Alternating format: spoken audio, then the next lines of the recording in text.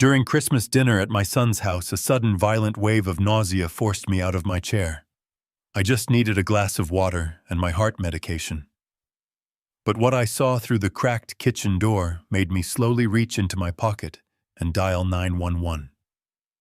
Before I continue this story, let me know where you are watching from in the comments below. Hit like and subscribe if you have ever had to trust your gut when your own family tried to convince you that you were losing your mind. My name is Rick Sullivan. I am 70 years old, and I spent 40 years of my life turning dust and gravel into a commercial real estate empire. I built my life on hard facts, solid foundations, and a sharp mind. But sitting at the long, polished oak dining table in my son Brad's sprawling mansion in the Chicago suburbs, I felt like a stranger in my own life. The house was a monument to superficiality. Brad is 36, the CEO of a tech startup that produced a lot of buzzwords but very little actual revenue.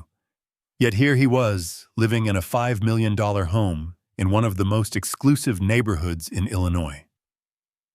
The dining room was suffocatingly perfect. Crystal glasses clinked. Silverware scraped against expensive porcelain plates. A professionally decorated Christmas tree stood in the corner, sparkling with silver and gold ornaments that perfectly matched the carefully curated aesthetic of his wife. Megan, my 33-year-old daughter-in-law, was playing the role of the perfect hostess. She poured expensive wine, laughed at all the right moments, and constantly placed a manicured hand on Brad's shoulder. To anyone looking through the frosty windows from the outside, we were the picture of American success and holiday joy. But inside, the air was thin, cold, and heavy with unspoken expectations and hidden resentments. I tried to focus on Brad's voice. He was bragging to Megan's parents about his latest round of venture capital funding, tossing around technology jargon that I knew was just smoke and mirrors. I wanted to ask him hard questions about his burn rate, about his actual profit margins, but I could not find the words. Literally. It started with a dull ache at the base of my skull. Then, without warning, a terrifying wave of nausea washed over me. It was not just an upset stomach. It felt chemical, violent, and deeply wrong. My heart began to hammer against my ribs like a trapped bird. The rhythm was erratic, entirely out of sync. It felt as though the blood pumping through my veins had turned to ice water. I squeezed my eyes shut for a second, gripping the heavy linen napkin on my lap. The dining room, with its bright chandelier and laughing guests, began to spin wildly. The voices around me warped, sounding like they were coming from deep underwater. I tried to take a deep breath, but my chest felt incredibly tight, as if an invisible iron band was slowly crushing my lungs. I felt a cold sweat break out across my forehead and the back of my neck. This was not the first time. For the past 3 months, these episodes had been attacking me out of nowhere. The severe dizziness, the sudden terrifying brain fog, the humiliating moments where I would walk into a room and completely forget where I was or what I was doing. I was a man who used to memorize complex architectural blueprints and vast financial portfolios with absolute ease. Now my own body and mind were turning against me, betraying the very foundation of who I was. Fear is a very strange thing. I had faced ruthless competitors, devastating economic crashes, and hostile contractors without ever blinking. But this internal betrayal terrified me to my absolute core. My doctors had gently mentioned the word dementia. They talked about rapid onset cognitive decline. Every time my hands trembled, every time the room spun, I felt my hard-earned independence slipping away. Brad and Megan had been so overly attentive lately, constantly hovering around me, constantly suggesting that I was becoming a danger to myself. Megan kept leaving glossy brochures for luxury assisted living facilities on my kitchen counter, claiming she was just looking out for my future. Brad kept pushing me to sign over full power of attorney, saying it was just a standard precaution but for my own safety and the protection of the family assets. Sitting at that Christmas dinner, bathed in cold sweat and fighting the urge to vomit, their manipulative words echoed loudly in my fading mind. Was I truly losing it? Was this the end of Rick Sullivan? Was I destined to become a helpless, confused old man, trapped in a failing body, while my son took over everything I had built from nothing? A sharp, sudden pain shot down my left arm. I gasped, softly opening my eyes. No one had noticed my distress. Megan was too busy showing off her new diamond tennis bracelet to her mother, and Brad was proudly pouring another glass of imported red wine. I looked down at my own hands. They were shaking uncontrollably against the dark wood of the table. The edges of my vision started to blur, creeping in with dark, ominous shadows. I knew I desperately needed my medication.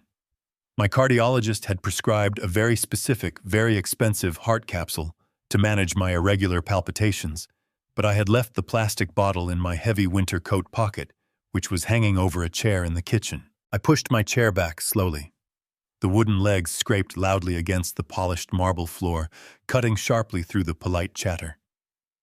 Brad paused mid-sentence, turning to look at me with a perfectly practiced look of deep concern.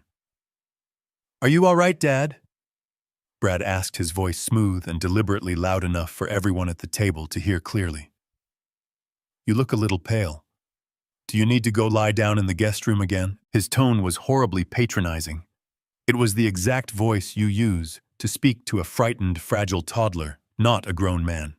It grated on my last remaining nerve, fueling a tiny spark of anger that cut through the physical pain.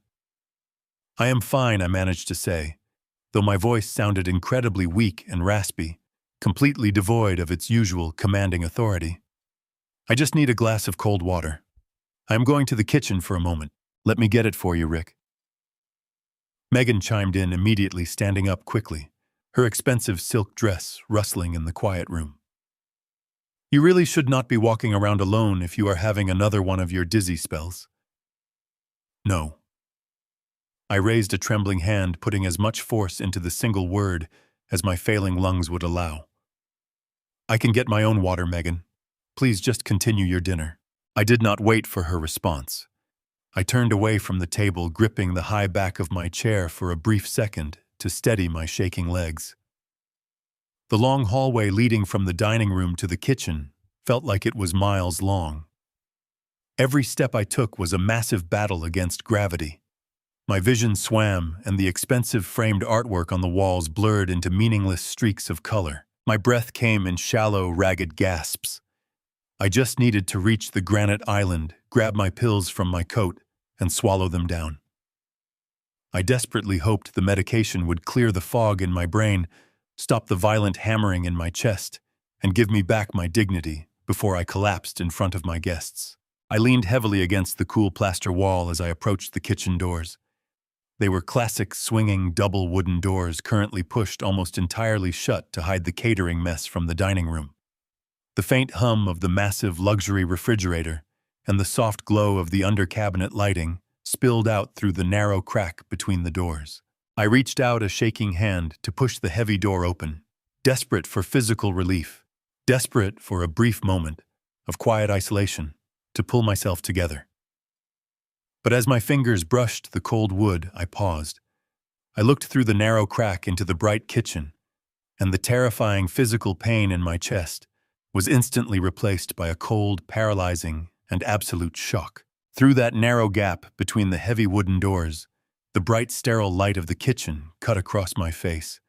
My breathing was incredibly shallow, every inhale burning my lungs, but the sheer disbelief freezing my veins forced me to stand completely still. Megan had not stayed in the dining room. She must have slipped through the adjoining dining room pantry the moment I turned my back, moving with a quiet, desperate speed to beat me here. She was standing at the far end of the massive white marble island, her back turned completely toward me. My heavy wool winter coat, the one I had draped over a bar stool earlier that evening, was now pulled close to her. One of her manicured hands was buried deep inside my coat pocket. I watched my heart hammering a frantic, irregular rhythm against my ribs as she pulled out the familiar amber plastic bottle that contained my prescribed heart capsules. My chest tightened not just from the physical ailment that was currently ravaging my body, but from a sudden sharp spike of adrenaline. My vision was still slightly blurry, yet I could see her actions with absolute clarity. The expensive diamond bracelet on her wrist caught the light as she moved. Why was my daughter-in-law digging through my personal belongings in the middle of a Christmas dinner? I leaned closer to the crack in the door, holding my breath, so she would not hear the ragged wheezing of my lungs. The kitchen was perfectly quiet, save for the low hum of the expensive refrigerator and the faint, muffled sounds of laughter drifting down the hallway from the dining room. Megan placed the amber bottle onto the bright white marble surface. She moved with a practiced, terrifying precision. This was not a rushed, frantic action. This was a routine. She reached into the pocket of her elegant silk dress and pulled out a small, dark glass vial along with a slender medical syringe. The needle caught the harsh overhead kitchen light, gleaming with a cold metallic sharpness that made my stomach churn violently. My mind, previously clouded by the strange, suffocating brain fog that had been plaguing me for months, suddenly snapped into a terrifyingly sharp focus. The fog parted, replaced by a chilling, undeniable clarity. Every symptom I had experienced, the dizziness, the memory loss, the sudden physical weakness, flashed through my mind. She pressed down on the child-proof cap of the amber bottle, twisted it smoothly, and poured a few of my capsules onto the clean counter. These were specialized extended-release capsules, the kind made of 2 interlocking gelatin halves, holding the medication inside. Megan set the bottle down and picked up the syringe. She inserted the thin needle through the rubber stopper of the dark glass vial and pulled back the plunger. A clear, slightly viscous liquid filled the plastic barrel of the syringe. It was completely colorless. It looked exactly like water, but the methodical, secretive way she handled it screamed that it was something far more dangerous. I watched her tap the side of the syringe with her perfectly painted fingernail, clearing a tiny air bubble from the chamber, just like a trained nurse would. Then she picked up one of my heart capsules. Holding it delicately between her thumb and index finger, she applied a tiny amount of pressure and twisted. The capsule popped open, separating into 2 neat halves. She did not empty the life-saving medication inside. Instead, she brought the needle of the syringe right to the edge of the powder-filled bottom half. With a slow, steady push of her thumb, she injected a few drops of the clear liquid directly into the medicinal powder. The powder absorbed the liquid, instantly darkening only slightly before returning to its normal appearance. It was a flawless, invisible contamination. Once the drops were absorbed, she carefully picked up the top half of the gelatin capsule and slid it back over the bottom half, pressing them together until they clicked securely into place. She picked up a small microfiber cloth from the counter and meticulously wiped the outside of the newly sealed capsule, ensuring no residue or moisture was left behind that might give away her tampering. She dropped the poisoned capsule back into the amber bottle. Without missing a single beat, she picked up the next capsule and repeated the exact same horrifying process. Twist the gelatin shell open, inject the clear, unknown liquid into the powder, snap the capsule shut, wipe it clean, drop it back into the bottle. She was poisoning my medication. She was poisoning me. The woman who smiled at me, who bought me Christmas gifts, who claimed to worry about my deteriorating mental health, was standing in her beautiful, festive kitchen, methodically preparing to destroy my mind and my body. The realization hit me with the force of a freight train. The panic attacks, the sudden inability to remember simple details, the physical tremors that made me look like a fragile, failing old man. It was not dementia. It was not the natural decay of a 70-year-old body. It was a deliberate, malicious, and incredibly calculated act of violence against me. It was this. It was whatever clear liquid she was pumping into my daily medication. My blood boiled. The weakness in my legs vanished, replaced by a surge of pure, unadulterated fury. The intense chest pain that had driven me from the dining table was completely overshadowed by the burning desire to stop her. I did not care about the physical toll on my body anymore. I did not care about playing the polite father-in-law. I placed both of my trembling hands flat against the heavy wooden swinging doors and pushed them open with all the strength I could muster. The hinges creaked loudly, breaking the tense silence of the kitchen. I stepped out of the shadows of the hallway and directly into the harsh, unforgiving overhead light. Megan froze instantly. Her shoulders went completely rigid. She did not turn around immediately. She stood perfectly still like a deer caught in the headlights of an oncoming truck, the syringe still hovering in her hand over the marble island. I took another heavy step forward, my shoes clicking sharply against the polished floor tiles. The sheer rage vibrating through my chest made my voice completely steady. "What the hell are you doing to my medication?" I asked, my voice dangerously low and echoing off the pristine white walls. Megan let out a sharp, terrified gasp.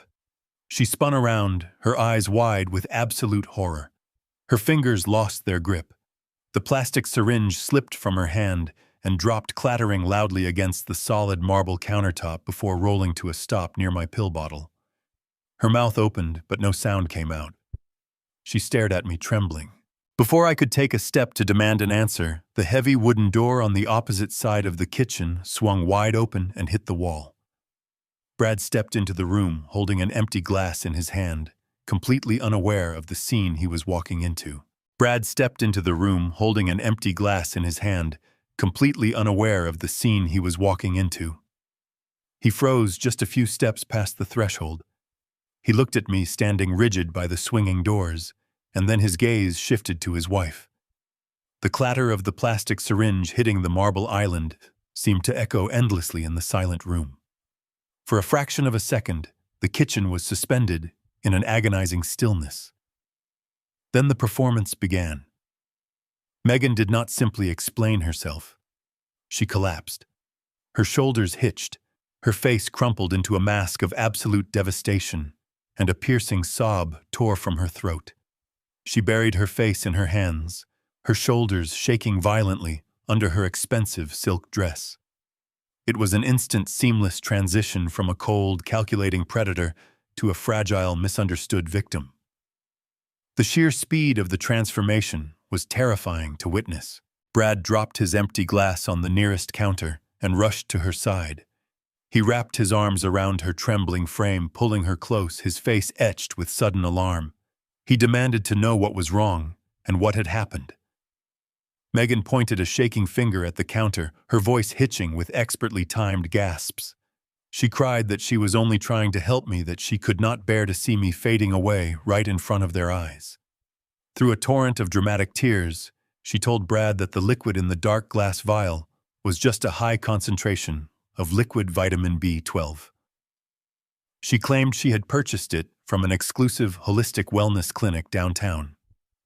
She sobbed that I was far too stubborn to ever accept a new daily supplement, that I always dismissed her concerns about my health, and that she felt this was the only way to get the vital nutrients into my failing system. She painted herself as the desperate, loving daughter-in-law who was forced to sneak vitamins into my prescription medication just to save my life. Brad tightened his grip on her and turned his head to glare at me.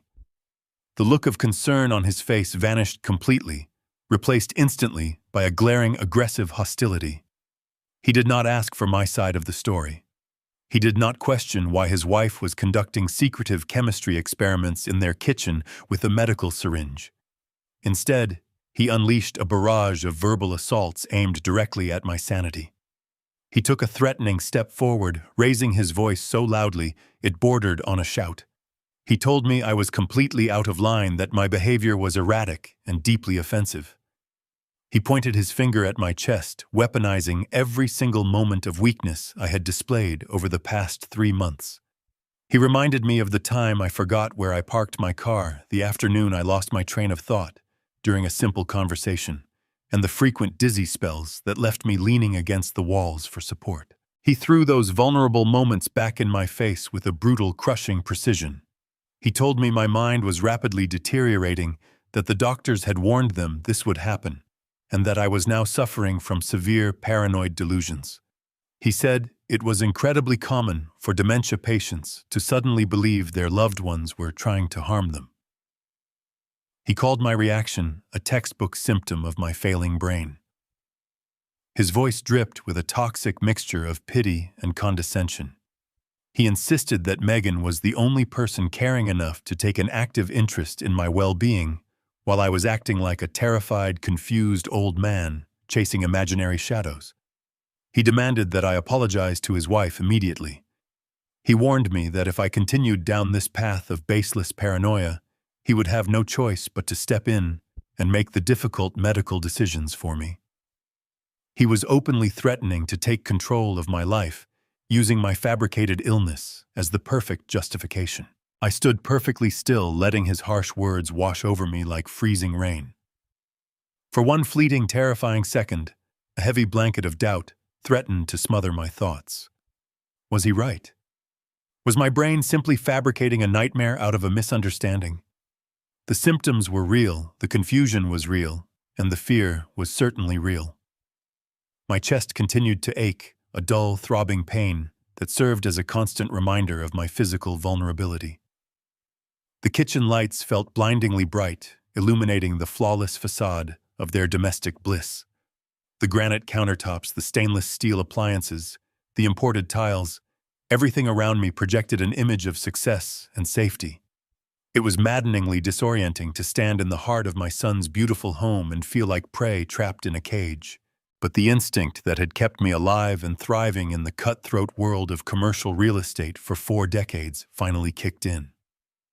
My mind pushed past the fatigue and the terrible nausea, anchoring itself to cold, hard facts. I refused to let his psychological manipulation break my grip on reality. I slowly lowered my gaze and looked past his pointing finger, focusing entirely on the syringe resting on the marble counter. I looked at the tiny droplets of liquid clinging to the inside of the plastic barrel. My memory, the exact same memory Brad was so aggressively declaring broken, supplied a single, undeniable piece of information. I had taken liquid vitamin B12 injections years ago to combat a minor deficiency caused by stress and overwork. That simple medical fact stood between me and total mental collapse. Liquid vitamin B12 is always a bright, vivid, unmistakable shade of deep red.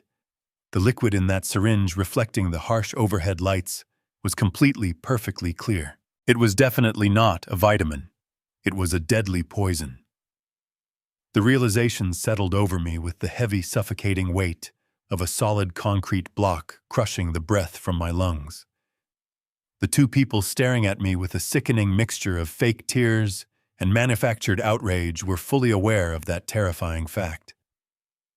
They were working together in a flawless, synchronized partnership of dark deception and slow, invisible murder.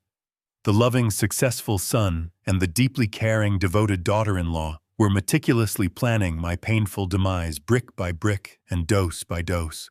Every single loving gesture, every worried look, every quiet suggestion to see another doctor had been a carefully rehearsed step in a sinister performance designed to end my life. I realized with an icy jolt of sheer terror that I was completely isolated in their carefully guarded territory, surrounded by ruthless enemies hiding behind warm smiles and cheerful holiday decorations. There was absolutely no one coming to help me now. No one else knew the horrifying truth about the clear liquid inside that discarded syringe. If I stayed in that lavish house fighting a psychological and physical battle I was currently too weak to win, I would absolutely not survive the night. I was standing perfectly still in the absolute gravest danger of my entire long life. The silence in the kitchen stretched tight, vibrating with an unspoken, deadly intent. I looked at Brad, his jaw set in stubborn defiance, and at Megan, who was still pressing her face into his shoulder with fake sobs. Arguing with them here in this isolated fortress they had built would be a fatal error. They held all the cards. If I accused them of poisoning me, they would simply look at each other with manufactured pity and call a psychiatric ward to have me committed. They would drain my accounts and administer the final lethal dose at their leisure. I needed a way out. I needed an extraction plan that they could not control or stop without exposing their guilt. Fortunately, my body was already providing the perfect alibi for an immediate escape. The toxic substance Megan had been steadily feeding me over the past few months, combined with the sheer adrenaline of this horrifying discovery, sent a fresh, agonizing wave of pain shooting through my chest. My left arm went completely numb. I did not have to act very hard to appear as though I was collapsing. The symptoms were terrifyingly real, a chemical assault on my nervous system pushing my heart to its absolute limits. I let out a sharp, choked gasp, reaching up with a trembling hand to grip the fabric of my shirt right over my heart. My knees buckled beneath me, unable to support the sudden weight of my failing body. I allowed myself to drop heavily against the edge of the marble island. My elbow struck a pristine stack of decorative dessert plates. The delicate porcelain shattered against the hard floor with a deafening crash, sending sharp white shards sliding across the polished tiles. Brad jumped backward, pushing Megan behind him, his eyes widening in genuine surprise. This was definitely not part of their meticulously crafted plan for the evening. A loud medical emergency during their party was a disaster. I slid down the smooth surface of the kitchen cabinets, gasping loudly for air. The marble floor was freezing against my cheek as I hit the ground.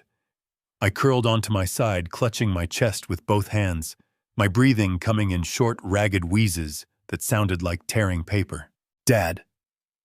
Brad yelled, his voice laced with a sudden panic. He dropped to his knees beside me on the floor, his hands hovering nervously over my body, clearly unsure of what to do. Megan stood frozen by the island, staring down at me with an expression that was impossible to accurately read. Was it fear? Or was it the dark, chilling hope that the poison she had administered earlier had finally reached its fatal climax? I focused entirely on my right hand. As my body convulsed on the floor, battling the genuine toxins surging through my bloodstream, I slid my trembling fingers deep into the pocket of my tailored trousers. The cool metal of my smartphone met my fingertips. I had kept an emergency medical shortcut programmed into the side button of the device. 3 rapid clicks of the power button would bypass the lock screen, immediately dial the emergency services, and automatically activate the speakerphone. My vision was swimming violently, dark spots dancing aggressively at the edges of my sight. The physical pain was becoming genuinely overwhelming, a fiery pressure crushing my ribcage. I pressed the button through the thin fabric of my pants. 1, 2, 3. A small vibration buzzed against my leg, confirming that the emergency call was connecting. Brad leaned closer, grabbing my shoulder and shaking me roughly. "Dad, look at me. What is happening to you?" "Megan, get his pills from the counter. Give them to him now." Megan moved toward the amber bottle, the very bottle she had just contaminated with the clear liquid. Her hand reached out, her fingers extending to grasp the plastic container.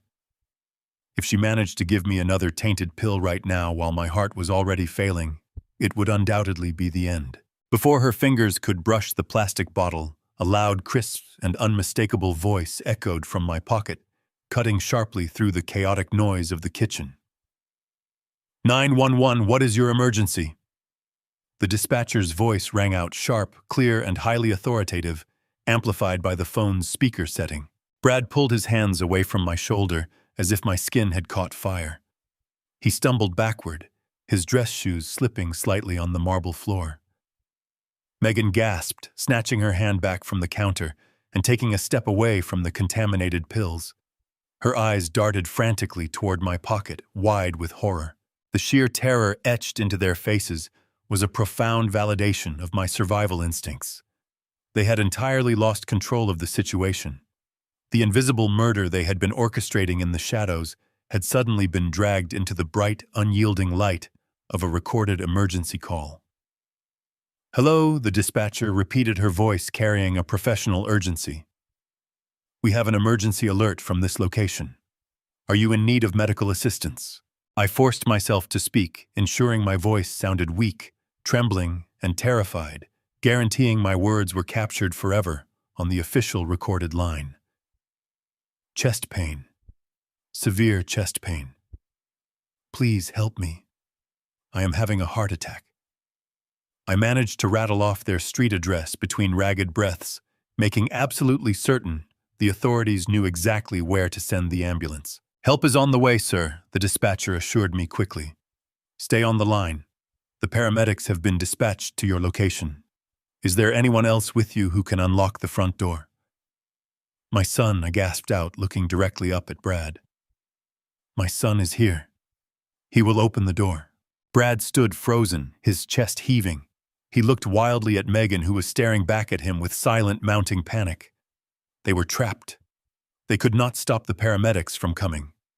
They could not cancel the call without looking incredibly suspicious, and they certainly could not let me die on the kitchen floor while the dispatcher listened to my final breaths. They were completely cornered. "Go!" Megan hissed at him, her voice barely a whisper yet trembling with suppressed fury. "Go open the front door before they break it down." Brad turned and sprinted out of the kitchen, his heavy footsteps pounding frantically down the hallway toward the grand foyer. Within minutes, the wail of sirens pierced the quiet, snowy night of the wealthy suburb.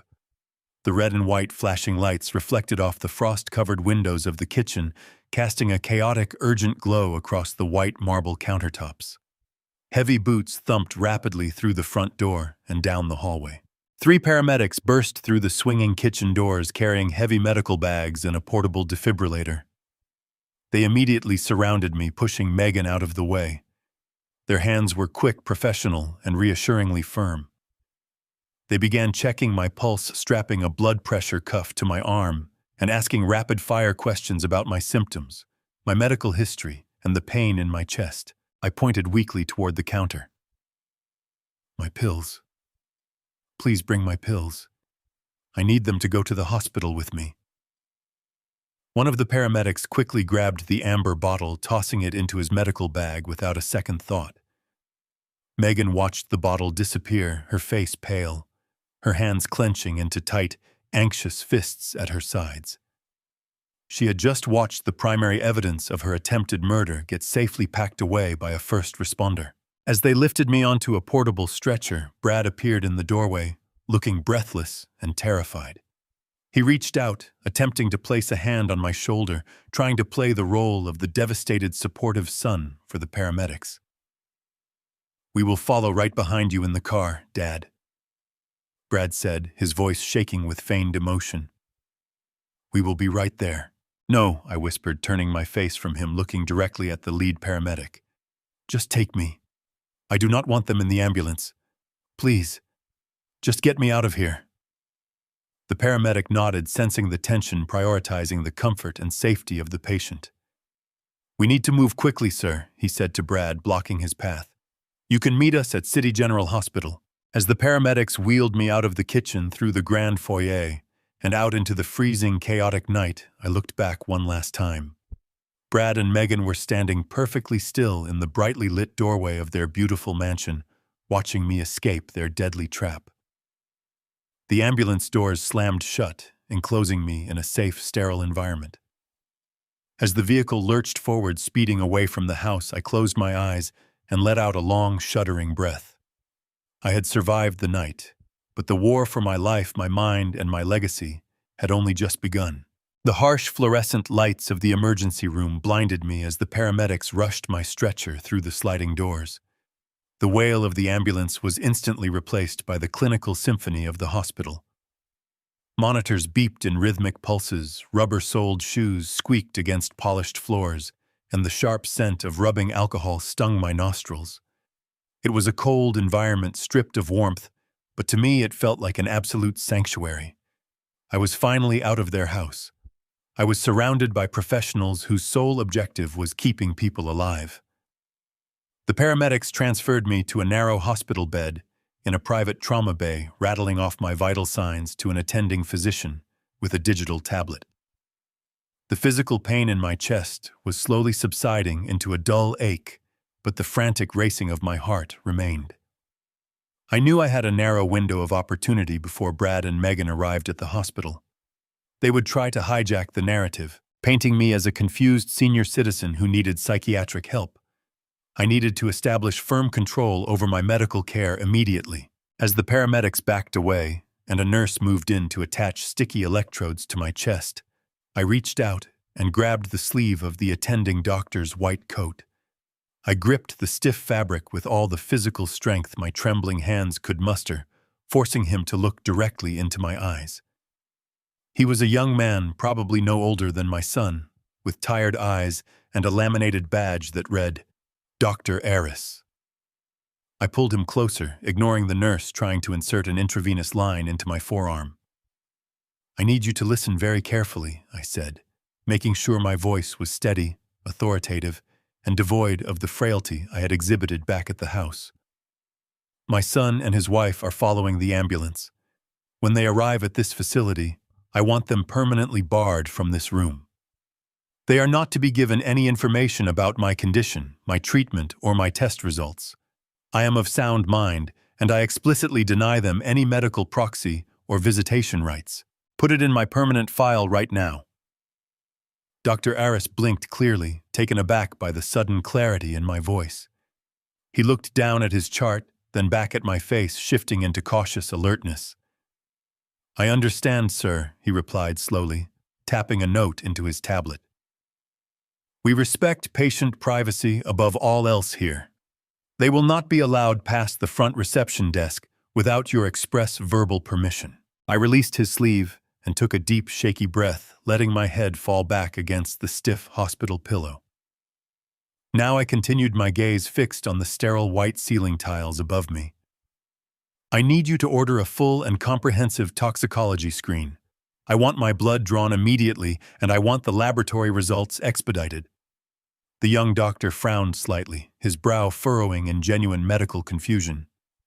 "Sir, based on your visible symptoms and the paramedics' field report, we are currently treating this as a severe cardiac event. A standard blood panel is completely routine, but a full expedited toxicology screen is highly unusual unless we specifically suspect an accidental overdose or a deliberate chemical ingestion." I turned my head to look at him, my expression hardening into solid stone. "The paramedic brought my prescription heart medication in an amber bottle," I said, gesturing toward the metal cart at the end of the bed where they had placed my belongings. "I saw someone inject an unknown and clear liquid into those exact capsules tonight. I am not having a natural heart attack. I am being actively poisoned." The nurse froze completely, the sharp intravenous needle hovering just inches above my skin. Dr. Aris went entirely rigid. The casual, hurried atmosphere of the emergency room instantly evaporated, replaced by a tense, heavy silence. A doctor is trained to look for biological causes for a patient's distress, not attempted murder orchestrated by family members. He stared at me for a long moment, searching my eyes for any sign of dementia, mental confusion, or paranoia. What he saw was the cold, unyielding certainty of a man fighting for his life. "I will order the specific test immediately," he said, his voice dropping to a serious, hushed tone. "And I will send that pill bottle straight to the laboratory for full chemical analysis." The next hour was an agonizing exercise in mental endurance. The pacing of the night slowed down to a painful, torturous crawl. The nurses drew vial after vial of my blood, securing them in plastic bags and rushing them out the door. Once the initial flurry of medical activity concluded, I was left entirely alone in the quiet, isolated trauma bay.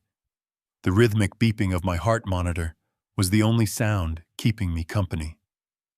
The sterile white walls felt like a pristine prison cell, cold and utterly indifferent to my profound suffering. I stared at the ticking clock on the wall, watching the red second hand sweep around the circular dial in a slow, agonizing motion. Every single minute that passed felt like a miserable eternity. I was lying in a hospital bed, staring at a blank ceiling, grappling with the darkest reality a father could face. My own flesh and blood, the boy I had raised and protected, was actively participating in my execution. The silence of the room amplified the chaotic noise running through my head. I thought about all the times I had felt dizzy over the past few months, the terrifying moments of memory loss that had convinced me my brain was physically decaying. It had all been an incredibly cruel, meticulously orchestrated illusion. I was not naturally losing my mind. My mind was being systematically destroyed by the very people who were supposed to care for me in my fragile old age. The heavy hospital door finally clicked open. Dr. Aris walked in holding a printed medical file. His face was completely devoid of color, his professional composure replaced by genuine horror. He closed the door securely, before stepping to the side of my bed. He looked directly at me, his eyes wide with deep medical concern. "You were absolutely right, Mr. Sullivan," he said, his voice trembling slightly. "We rushed the blood work, and the results are incredibly alarming." I gripped the thin hospital blanket, bracing for the ultimate confirmation of my worst fears. "What did you find?" I asked, my voice barely rising above a whisper. The doctor opened the file. "We found exceptionally high levels of ethylene glycol in your bloodstream," he explained grimly. "It is an odorless, colorless chemical compound, most commonly found in commercial antifreeze. Furthermore, it is heavily mixed with a potent liquid sedative. The combination of these two toxic substances is devastating to the nervous system. They were not trying to kill you quickly. A massive dose of antifreeze would cause rapid kidney failure and a suspicious death. But these trace amounts administered steadily over time alongside heavy sedatives are deliberately designed to mimic the exact physical symptoms of rapid-onset dementia." The words hung in the sterile air of the trauma bay, heavy and toxic. Dr. Aris closed the medical file with a soft, definitive click, his professional demeanor struggling to mask the profound disgust radiating from his expression. He assured me that he would keep the results absolutely confidential, for the time being strictly adhering to my explicit instructions, and quietly exited the room. I was alone once more. I stared at the blank white ceiling tiles, feeling the chill of the hospital sheets against my skin. Ethylene glycol, antifreeze. My own son and his wife were feeding me poison. They were deliberately destroying my cognitive functions, orchestrating a slow, agonizing descent into madness. The sheer, unfathomable cruelty of their method began to crystallize in my mind, cutting through the lingering physical pain like a razor blade. I closed my eyes and allowed my mind to drift backward, reassembling the scattered pieces of the past few months. I needed to understand the mechanics of this betrayal. I needed to pinpoint the exact moment their greed had mutated into attempted murder. The timeline assembled itself with a terrifying clarity. It started exactly 8 months ago. Brad had invited me to a lavish lunch at an exclusive downtown steakhouse. He was wearing a custom-tailored Italian suit, flashing his expensive watch, projecting the absolute pinnacle of Silicon Valley success. He pitched an expansion plan for his technology startup, speaking rapidly about cloud integration, artificial intelligence, and capturing emerging global markets.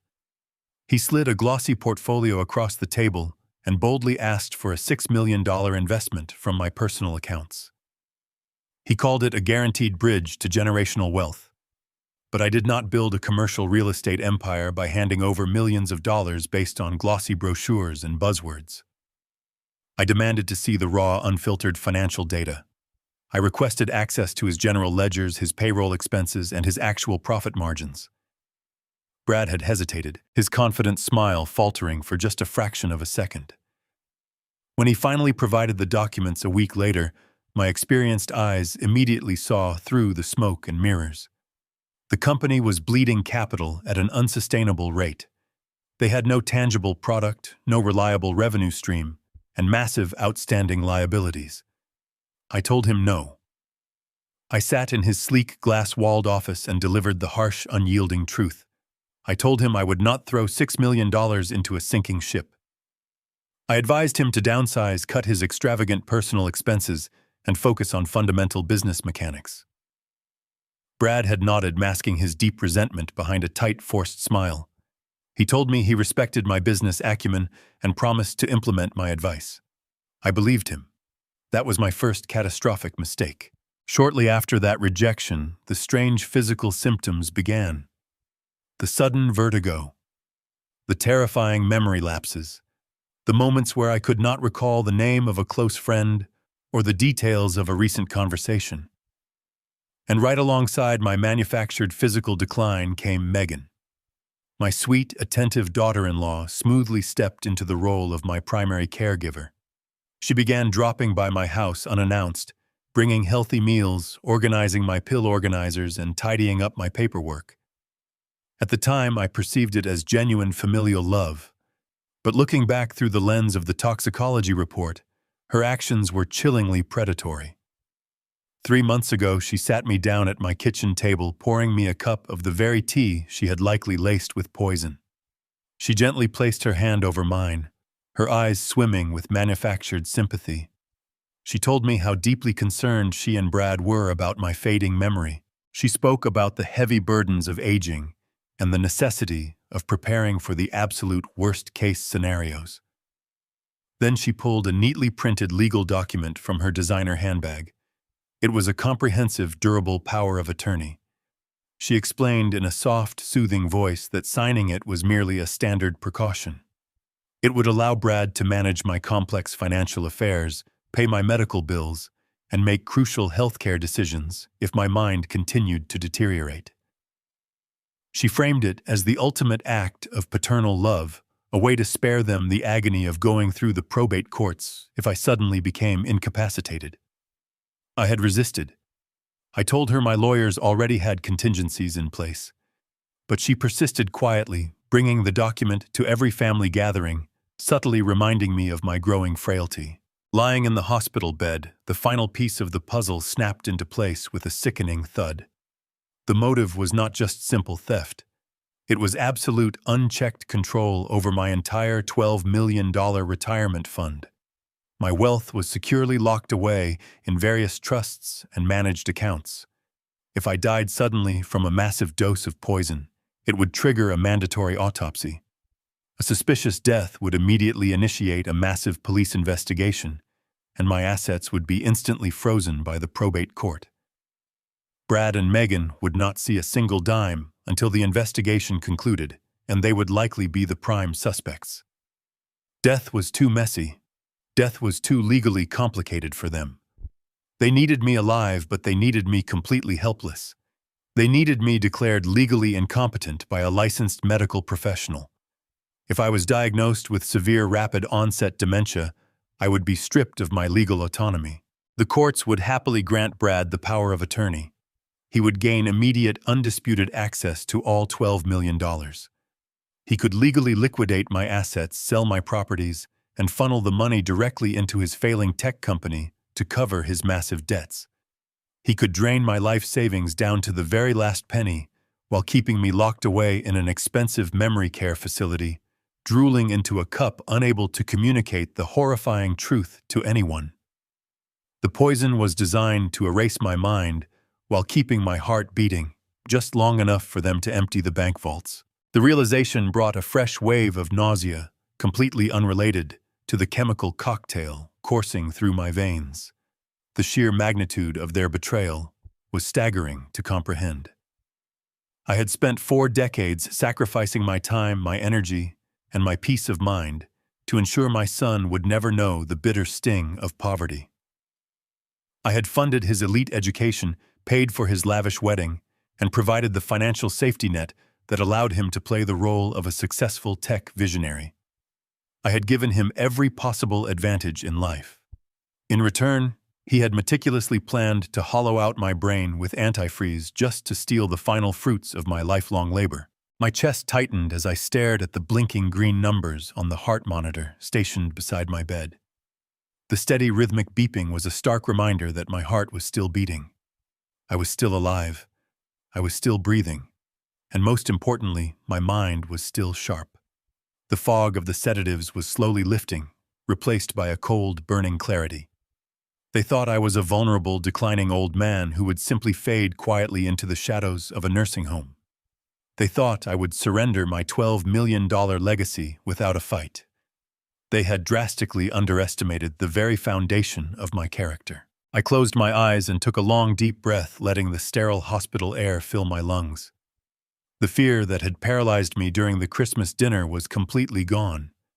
The sadness of losing my son to unbridled greed was swiftly being replaced by a calculated, tactical resolve. I needed to gather undeniable evidence of their entire scheme. I needed to expose the financial ruin of his company and prove that the poison in my blood was placed there by his wife. I could not simply accuse them without concrete proof, because they would instantly use my previous symptoms to brand me as a paranoid, delusional senior citizen. They had set a trap designed to snare my mind, but I was going to use their own arrogance to build a cage around them. I slowly opened my eyes, staring at the closed hospital door. The time for being a loving, supportive father was permanently over. It was time to go to war. I reached for the plastic call button resting on the edge of my mattress. I pressed it firmly, waiting for the nurse to return so I could demand my discharge papers. I had a massive real estate empire to protect, and 2 predators to utterly destroy. I was fully awake now, and I was going to make sure Brad and Megan would deeply regret the day they ever decided to underestimate Rick Sullivan. I would show them exactly what happens when you try to bury a man who spent his entire life learning how to dig himself out. The heavy wooden door to my trauma bay swung open before I could press the plastic call button. Dr. Aris marched back into the room, and this time he was not holding a medical chart. He was holding his personal cell phone, his thumb hovering directly over the screen. His youthful face was set in a rigid mask of professional obligation and moral outrage. "Mr. Sullivan," he said, his voice completely devoid of its previous gentle bedside manner. "I have given you time to process the toxicology report, but I cannot in good conscience delay this any further. You have lethal levels of antifreeze and sedatives in your system. This is a clear case of attempted homicide. I am legally mandated to contact the Chicago Police Department immediately. I am calling the authorities right now." I sat forward, ignoring the sharp pull of the intravenous line taped to my forearm. I raised my hand, fixing him with a stare so intense it physically stopped him from pressing the screen. "Put the phone away, doctor," I commanded, my tone leaving absolutely no room for negotiation. "You are not calling the police. Not yet." He stared at me, visibly shocked by my pushback. "Sir, you are being actively poisoned by your own family members. If I let you walk out of this hospital without police intervention, I am sending you back to a crime scene. I could lose my medical license. More importantly, you could lose your life. I am calling the detectives. If you call the police right now, you will ruin any chance I have of actually putting them behind bars," I shot back, keeping my voice low so it would not carry into the bustling hallway outside. "Think about this logically. What concrete proof do you have that my daughter-in-law administered the poison tonight?" Dr. Aris frowned, his thumb slowly lowering from the screen of his phone. "We have the contaminated pill bottle. We have your blood work.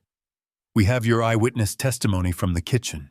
And they have 3 months of meticulously documented medical history suggesting I am suffering from rapid-onset dementia." I explained the bitter truth, tasting like ash in my mouth. "If the police show up at that mansion tonight, Brad and Megan will simply act absolutely horrified. They will claim I must have accidentally ingested the chemicals myself in a fit of severe mental confusion. They will tell the detectives that my story about Megan holding a syringe is nothing more than a paranoid delusion caused by a failing brain. And considering the heavy sedatives currently running through my bloodstream, any competent defense attorney will have my testimony thrown out before we even reach a courtroom. They will walk away entirely free, and I will be forced into a locked psychiatric ward for my own safety." The young doctor fell completely silent. He looked at the phone in his hand, the harsh reality of the legal system slowly dawning on him. He was a brilliant physician, but he was not a strategist. He did not understand how predators like my son and his wife operated. They had planned this for months. They had laid a flawless psychological foundation to ensure that any accusation I made would sound like the wild rambling of a crazy old man. "I need exactly 48 hours, I said, my voice softening, just a fraction appealing to his humanity. "I need you to document every single detail of my blood work. Keep the tainted pill bottle locked in a secure medical safe. Treat me for the immediate cardiac distress, flush the toxins from my system, and discharge me in the morning with a clean bill of health. But you must keep the poisoning completely off the official hospital record that my son can access. If they ask, tell them it was a minor panic attack combined with a slight cardiac arrhythmia. Give me 2 days of absolute medical silence to gather the undeniable proof I need." Dr. Aris stood frozen for a long time. The ethical conflict warring inside him was clearly visible on his face. Finally, with a heavy sigh that seemed to age him 10 years, He slid his phone back into his coat pocket. 48 hours, Mr. Sullivan. I will lock the evidence away and secure your file. But if you are not back here, or if I do not hear from a police detective in exactly 2 days, I am making the call myself. That is all I ask, I replied, sinking back into the pillows. Thank you, doctor. As soon as he left the room to process my new discharge orders, I reached for my own phone. My hands were finally steady. The burning rage had settled into a cold, sharp focus. I scrolled through my encrypted contacts and found the name I needed. Victor Thorn. Victor was not just a private investigator. He was a former cybersecurity expert for the Federal Bureau of Investigation. We had crossed paths 15 years ago during a massive corporate espionage case involving one of my commercial properties. He had systematically dismantled a ring of corporate thieves using nothing but a laptop and his terrifyingly brilliant mind. He was discreet, utterly ruthless when necessary, and fiercely loyal to the few people he considered friends. The line rang twice before he answered. His voice was a low, gravelly baritone that instantly commanded respect. Rick Victor said, skipping any polite pleasantries. It is 2 a.m. on Christmas. This cannot be a social call. Tell me what is burning down. I need your help, Victor, I said, keeping my voice quiet and steady. And I need it right now. I am sitting in a trauma bay at City General Hospital. My son and his wife are actively trying to murder me, and they are using a method designed to make me look insane. The silence on the other end of the line was absolute. Victor did not gasp or ask me to repeat myself. He processed the information with the cold efficiency of a man who had seen the absolute darkest corners of human nature. Are you safe right now? He asked, his tone instantly shifting into operational mode. For the moment, yes, I replied. The doctors have barred them from my room. But they are sitting in the waiting area, waiting to take me back to their house. I have bought us 48 hours of medical silence before the hospital is legally required to notify the police. I need undeniable proof. I need eyes and ears inside their fortress. Do not drink any water. Do not eat any food. And do not sign a single piece of paper, Victor ordered sharply. I am 15 minutes away. I will use the staff entrance. Tell the nurses I am your legal counsel. Exactly 14 minutes later, the door to my room opened. Victor slipped inside, closing the heavy door silently behind him. He was a tall, imposing man in his late 50s, wearing a dark trench coat that seemed to absorb the harsh hospital lighting. His piercing dark eyes scanned the room, sweeping over the medical monitors before landing on my pale face. He pulled up a small plastic chair and sat close to my bed. Talk to me, Rick. Give me the entire timeline. I laid everything out for him. I told him about Brad requesting the $6 million investment for his failing startup. I told him about Megan constantly pushing the power of attorney documents. I described the terrifying dizziness, the memory gaps, and finally the horrific discovery in the kitchen with the syringe and the pill bottle. I told him about the toxicology report proving I was full of antifreeze and heavy sedatives. Victor listened without interrupting once. His face remained completely impassive, a blank wall of intense concentration. When I finished, he reached into his coat pocket and pulled out a small encrypted tablet. They are using the dementia defense, Victor summarized accurately, his fingers moving rapidly across the tablet screen. It is a highly effective strategy. If they kill you outright, the probate courts freeze your $12 million estate for months during a homicide investigation. If they incapacitate you and gain the power of attorney, they can drain your accounts freely and legally while you rot in a nursing home. The poison is just a tool to speed up the legal process. Exactly, I said, my chest tightening again. If the police show up now, they will claim I am hallucinating. We need hard evidence. We need to catch them discussing the plan or actively tampering with my food or medication on camera. Victor stopped typing and looked at me, his dark eyes narrowing. I can get you that evidence, Rick. I have military-grade surveillance equipment in my vehicle right now. I can plant micro cameras and audio bugs inside their house that even a professional sweep would miss. I can tap into their local network and clone their digital devices. I can build an airtight case that will put them both in federal prison for decades." He paused, leaning closer, his voice dropping to a deadly whisper. "But there is a massive problem with this strategy. In order for me to plant those devices, and in order for us to catch them actively administering the poison on camera, you have to provide them with the opportunity." A cold chill swept through the room. I stared at him, fully understanding the terrifying implication of his words. "You are telling me I have to go back into that house," I stated, my voice completely flat. Victor nodded slowly. "Yes. You have to go back into the lion's den. You have to play the role of the dying, confused old man perfectly. You have to sit at their dining table, smile at their faces, and let them serve you the very poison that is destroying your nervous system. You will have to fake swallowing the food or use neutralizing agents to survive the ingestion. It will be the most dangerous performance of your entire life. If they suspect for one single second that you know the truth, they will not wait for the dementia to take hold. They will simply administer a massive fatal dose while you sleep and claim you suffered a catastrophic heart attack." The reality of the plan settled heavily onto my shoulders. I was a 70-year-old man who was already physically weakened by months of chemical abuse. Going back into that house meant willingly walking back into a highly active murder scene. I would be completely alone with them, behind locked doors. Every meal would be a potential death sentence. Every cup of tea would be a game of Russian roulette. The sheer danger was almost suffocating to contemplate.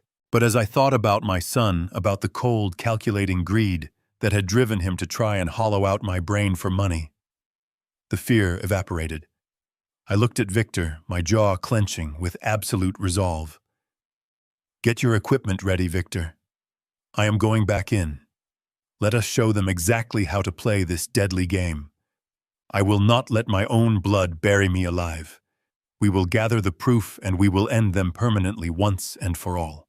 The morning sun was a pale, freezing disk hanging over the Chicago skyline when Dr. Aris finally signed my discharge papers.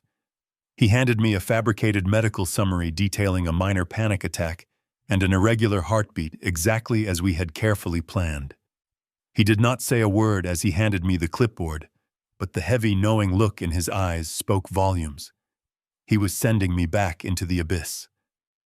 I changed back into my clothes from the night before, feeling the lingering stiffness in my aging joints.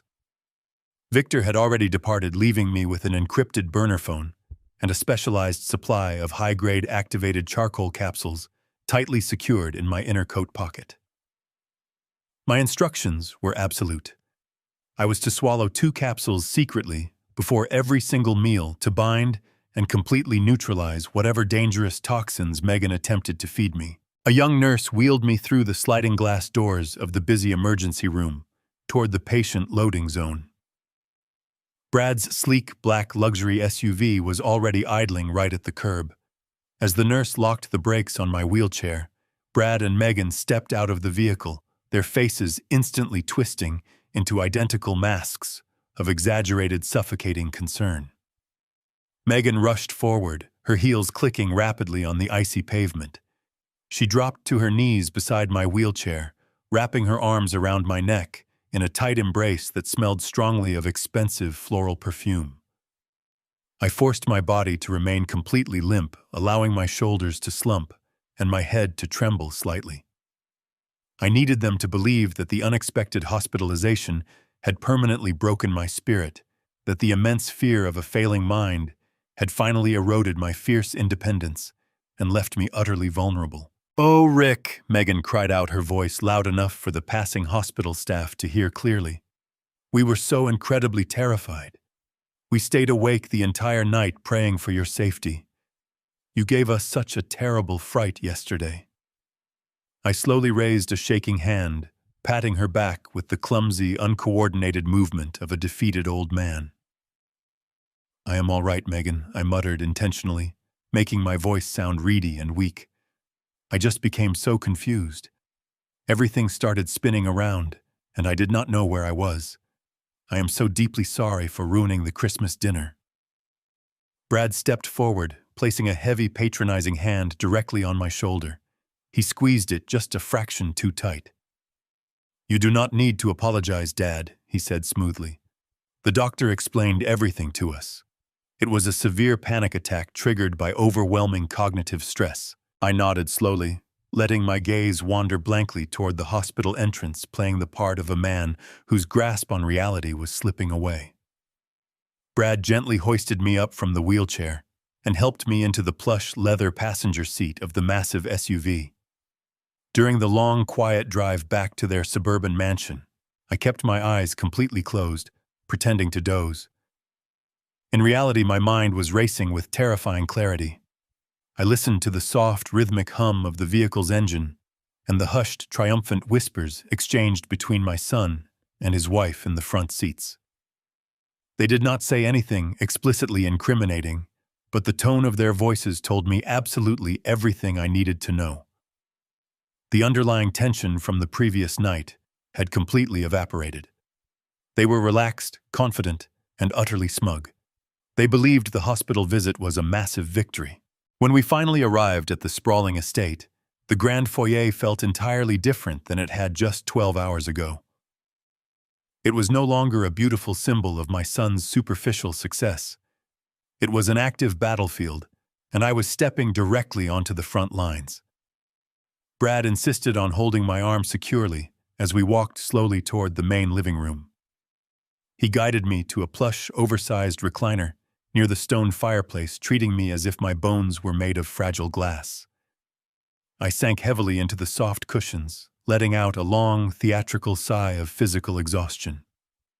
Megan immediately draped a thick cashmere blanket right over my legs, tucking the edges in with meticulous, performative care. "I will make you a hot cup of chamomile tea, Rick," she offered with a sweet, comforting smile that made my stomach churn. "It will completely soothe your nerves." I watched her walk slowly toward the kitchen, her hips swaying with a confident, victorious rhythm. She was going into the exact same room where I had caught her contaminating my medication. She felt utterly invincible. Brad sat down on the leather sofa opposite my recliner, picking up a glossy business magazine. He casually flipped through the thick pages, but his eyes kept darting over the top of the magazine to carefully observe me. He was monitoring my symptoms, waiting to see the poison take its heavy toll. I leaned my head back purposefully, letting my mouth hang open, just slightly, staring blankly at the dancing flames in the fireplace. The psychological warfare was absolutely excruciating. I had to suppress every natural instinct I possessed. I wanted to stand up, grab him by the collar of his expensive sweater, and demand to know how he could ever betray me. Instead, I forced my tired eyes to glaze over. I let a small, deliberate tremor travel down my right hand, tapping my fingers aimlessly against the leather armrest. Brad lowered his magazine, a small, barely concealed smirk playing right at the corners of his mouth. He was fully enjoying this. He was actively reveling in the sight of his powerful, authoritative father shrinking into a pathetic, helpless burden. "Do you remember exactly what happened last night, Dad?" he asked quietly, testing the dark waters of my fabricated memory loss.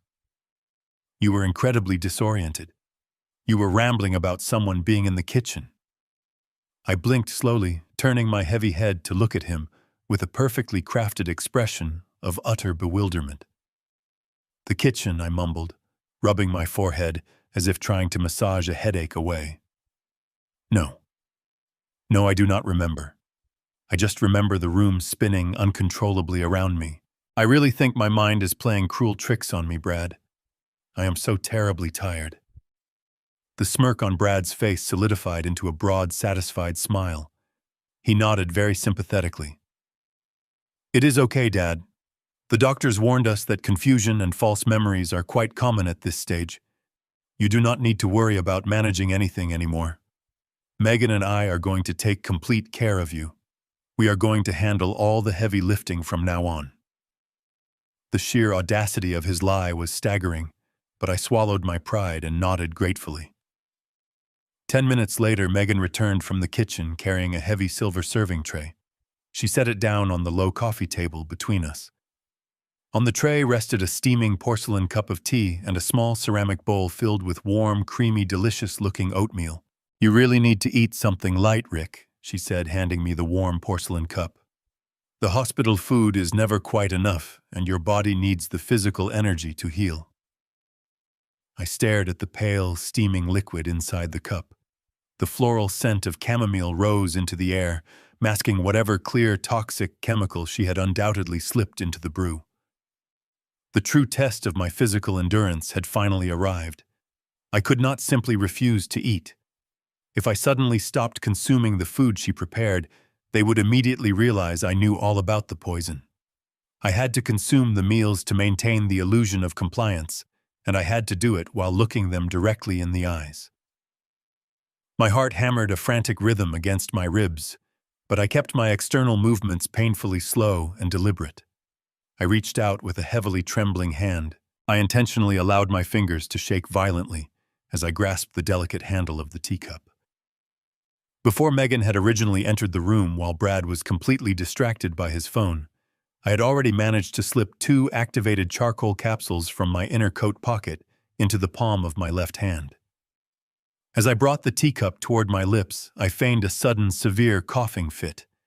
I turned my head away, bringing my left hand up to quickly cover my mouth. In that split second of chaotic movement, I tossed the charcoal capsules to the very back of my throat. I quickly brought the teacup to my lips and took a large, scalding gulp of the chamomile tea, using the poisoned liquid to wash down the neutralizing agents. I had crossed the threshold. I was actively consuming their poison to secure their ultimate permanent downfall today. The agonizing routine continued for 3 brutal days. Every meal was a high-stakes performance. I sat at that polished dining table, my hands trembling intentionally, forcing myself to swallow the food Megan prepared with her falsely sweet smile. The charcoal capsules kept me alive, but the physical toll of battling the toxins left my stomach churning. I spent my days staring blankly out the windows, playing the part of a hollow shell, while my mind tracked their every movement. That opportunity arrived on a Thursday evening. Brad had been obsessing over an exclusive tech gala in downtown Chicago. It was a massive networking event where he needed to maintain the illusion of a thriving startup executive.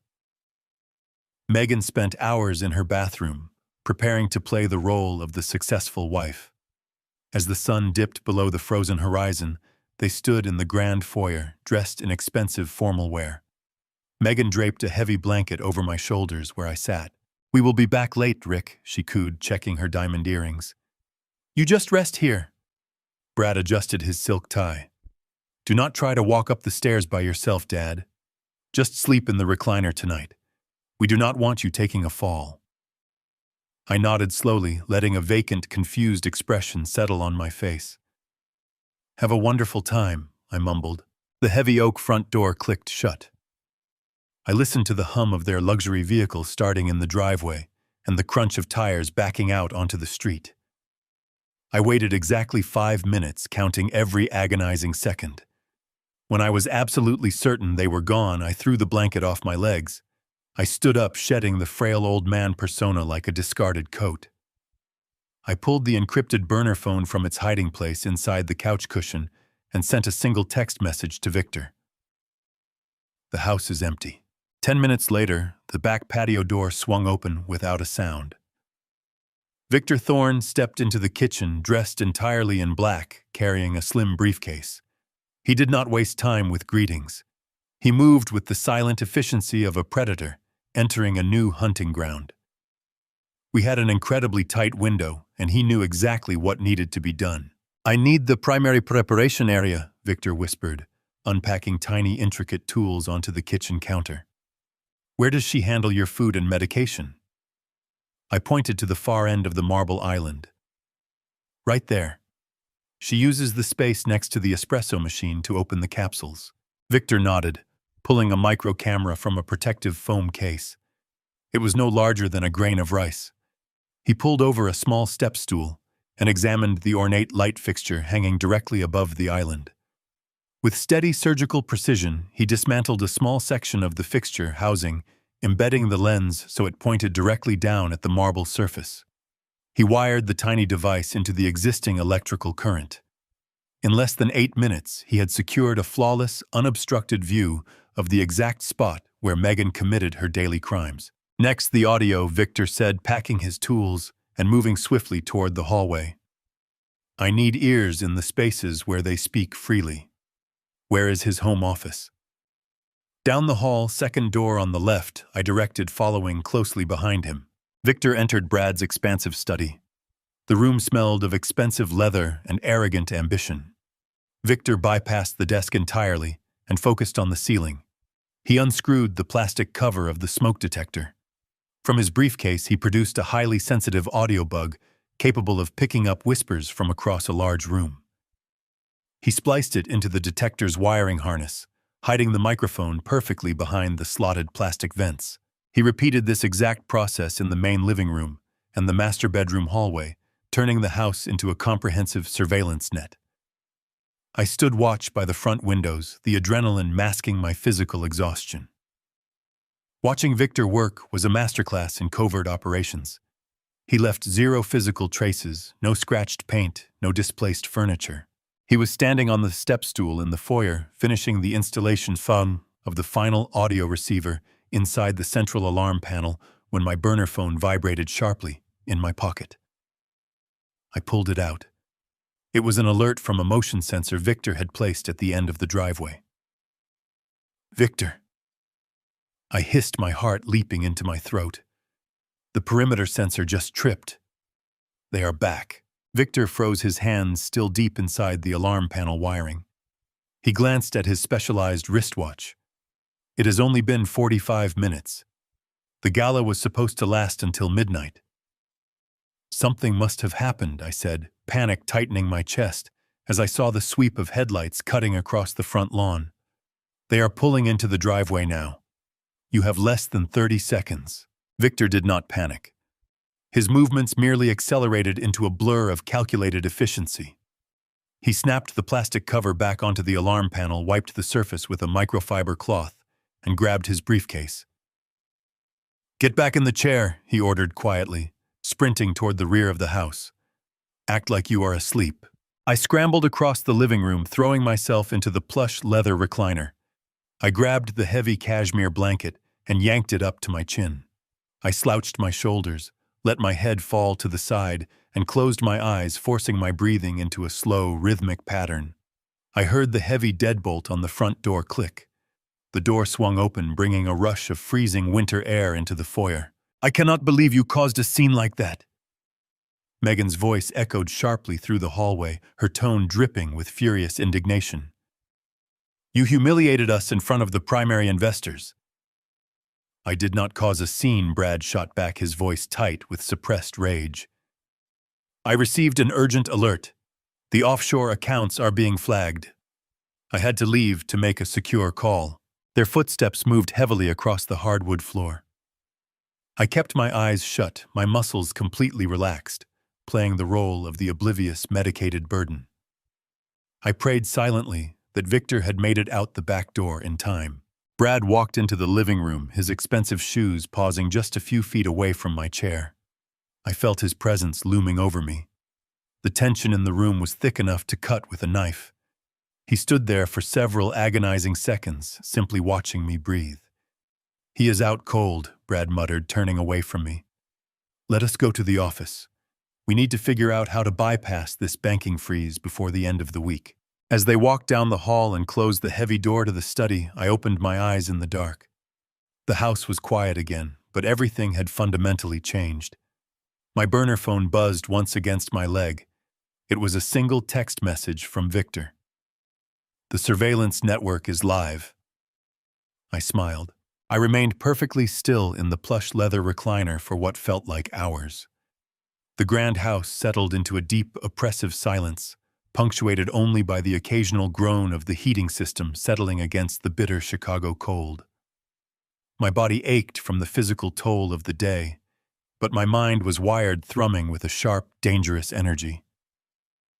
Once I was absolutely certain that Brad and Megan were completely absorbed in whatever crisis had driven them home early, I slowly reached into my pocket. My fingers brushed the cold, metallic edge of the small receiver Victor had left behind. It was a sleek black device no larger than a car key equipped with a tiny earpiece. I carefully extracted the earpiece and pressed it firmly into my right ear, letting my silver hair fall naturally to conceal it. I tapped the small power button on the side of the receiver. A soft, reassuring burst of static hummed to life in my ear, instantly followed by the crystal-clear sound of footsteps echoing on hardwood. Victor had not exaggerated. The audio quality was terrifyingly pristine. I adjusted the frequency dial, scrolling past the ambient noise of the empty kitchen and the quiet hum of the master bedroom until the channel locked onto the smoke detector, hidden directly above Brad's mahogany desk. The oak door of the study was closed, blocking the sound from reaching the hallway, but through the earpiece I was sitting inside the room with them. I could hear the sharp clinking of a glass decanter against a crystal tumbler. Brad was pouring a drink. Not a celebratory drink, but a frantic, desperate pour. The liquid splashed heavily. "I need you to calm down, Brad," Megan said. Her voice was sharp, cutting through the silence of the study like a serrated blade. "Pacing holes into the expensive rug is not going to unfreeze the offshore accounts. You need to focus." I heard the heavy thud of a crystal tumbler hitting the wooden desk. "Calm down!" Brad snapped, his voice trembling with a frantic, unhinged pitch I had never heard from him before. "Are you completely out of your mind? Megan, we do not have the luxury of remaining calm. Do you understand who just froze those accounts? It was not the federal government. It was them. They are sending us a message. They are cutting off our access to the operational funds, so we cannot make any sudden moves." Megan let out a long, frustrated sigh. The leather upholstery of a chair creaked as she sat down. "Then we call them. We explain that the transfer is simply delayed because the old man ended up in the hospital last night.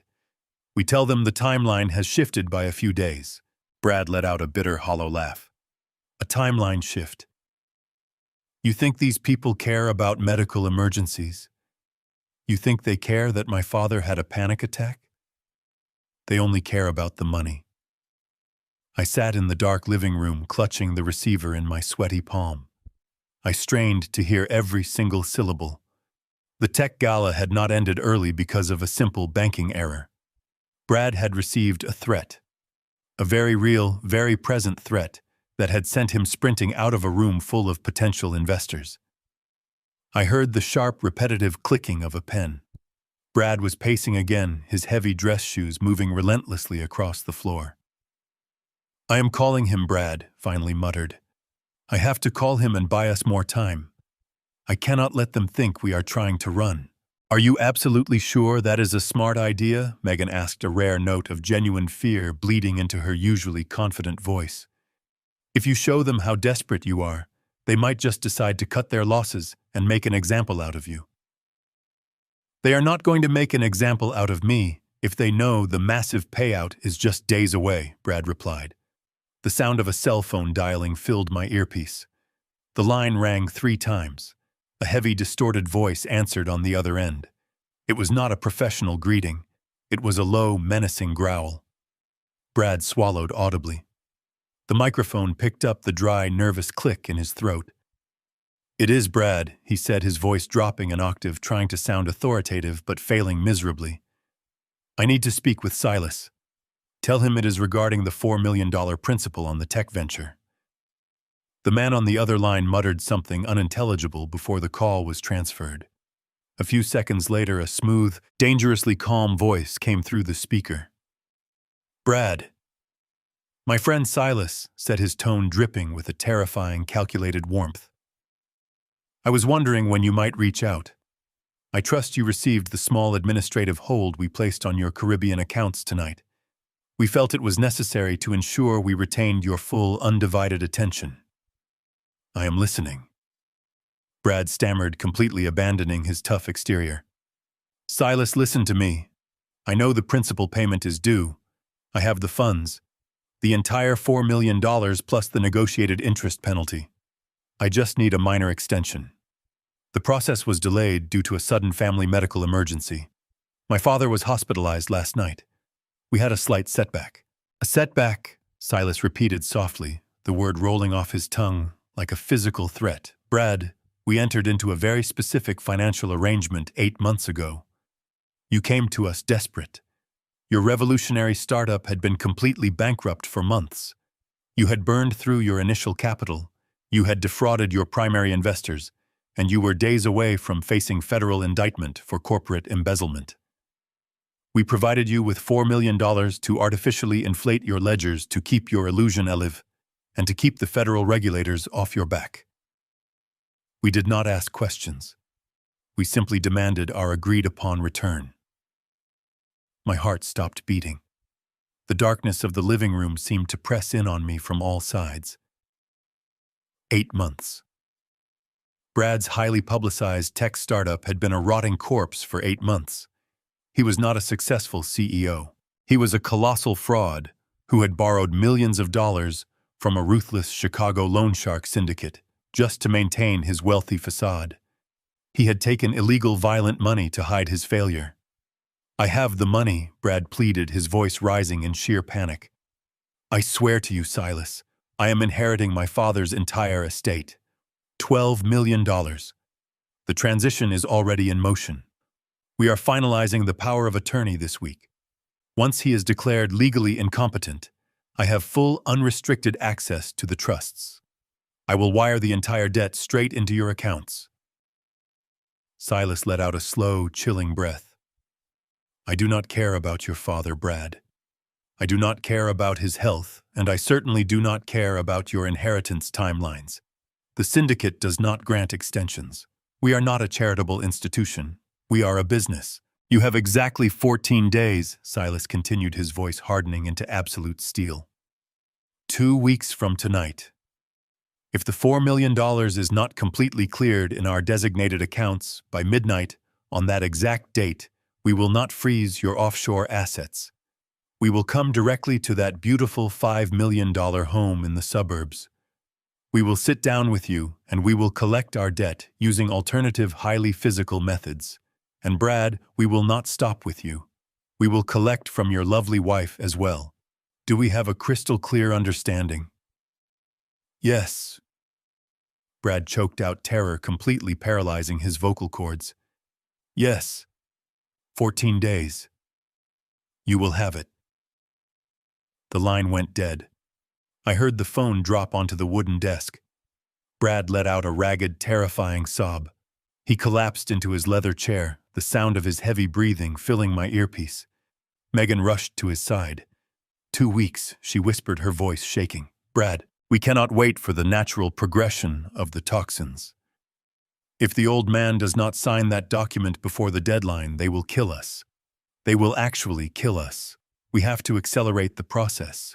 We have to increase the dosage starting tomorrow morning. He needs to be completely incapacitated by Monday so we can force his signature. The horrifying truth settled over me like a heavy, suffocating shroud. The loan sharks were not just threatening my son. They had inadvertently placed a ticking clock on my own life. Brad and Megan were entirely out of time. They were desperate, cornered animals. They were going to amplify the poison immediately. They needed my mind completely destroyed in a matter of a few short days. I sat frozen in the darkness, the earpiece humming silently, knowing my execution had just been definitively scheduled. The silence that followed Brad's frantic phone call was heavy and suffocating. Through the tiny receiver pressed firmly against my ear, I could hear the erratic, shallow gasps of my son struggling to breathe. The clinking of glass chimed again, as Brad poured another massive measure of liquor, completely abandoning any pretense of control. He was pacing the length of the mahogany study like a trapped animal.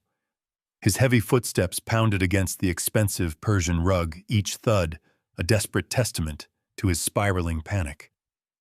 I remained motionless in the dark living room. The cashmere blanket pulled tight across my chest, absorbing every single sound of their unraveling reality. Brad let out a sudden, violent yell. The terrifying sound was immediately followed by the loud crash of breaking crystal. He had hurled his glass directly at the stone fireplace, The shattered pieces rained down onto the hardwood floor like sharp, jagged rain. "Are you completely insane?" Megan hissed, her voice dropping to a harsh, venomous whisper. "Keep your voice down. The old man is sleeping just down the hallway. If you wake him up and he wanders back here, everything is ruined." "I do not care if he wakes up," Brad shouted back, though he made a strained effort to lower his volume. "Do you not understand what is happening, Megan? We are out of time. Silas is not making empty threats. If we do not have $4 million wired into their offshore accounts in exactly 14 days, they are going to come to this house. They are going to break through the front door, and they are going to kill us. They are going to tear our lives apart piece by piece until they get their money." "You are acting like a pathetic coward," Megan spat back, her tone dripping with sudden, unmasked disgust. "Stop throwing tantrums and focus. We have a plan. We have been executing this plan perfectly for months. We just need to stay the course." "We cannot stay the course," Brad pleaded, his voice cracking with sheer desperation. "We cannot wait for the slow cognitive decline anymore. You have to increase the dosage. You have to double it, triple it, whatever it takes. I need him completely out of his mind by tomorrow. I need him sitting at this desk signing that power of attorney document by Friday. We can pay the syndicate by Wednesday and finally breathe again." Megan let out a sharp, condescending laugh. "Are you actually stupid, Brad? Do you have any idea how the human body processes ethylene glycol and heavy sedatives? If I triple the dosage in his tea tomorrow morning, he will not just become confused. He will go into acute renal failure, slip into a coma, and die right there on the living room floor. The medical examiner will run a routine autopsy, find a lethal massive quantity of industrial antifreeze in his liver, and immediately call the homicide detectives. We will not get $12 million. We will get life in federal prison." "I do not care about the medical science," Brad sobbed. "I care about the men with guns who are going to show up at our doorstep in 2 weeks. If we go to prison, at least we are alive. If Silas comes here, we are dead. Just give him the fatal dose. Give it to him tonight. We can fake a suicide. You are smart, Megan. We can make it look convincing. We just need the money now." I sat frozen in the recliner, my blood turning to absolute ice. My own son was actively begging his wife to murder me in my sleep. He was no longer waiting for the slow decay of my mind. The pressure from the loan sharks had stripped away his final shred of humanity. He wanted me dead tonight to save his own miserable life. When she finally spoke again, the frantic defensive edge had completely vanished from her voice. In its place was a terrifyingly calm, deadpan tone that sent a violent shiver down my spine. It was the voice of a true psychopath, a predator who was entirely in control of her emotions and completely devoid of a conscience. "Listen to me very carefully," Megan said softly. "You are not going to forge a suicide note. You are not going to change the plan. And you are certainly not going to dictate how I administer my dosage. You brought this massive, catastrophic debt into our marriage. I am the one who figured out how to save us. I am the one who formulated the chemical solution.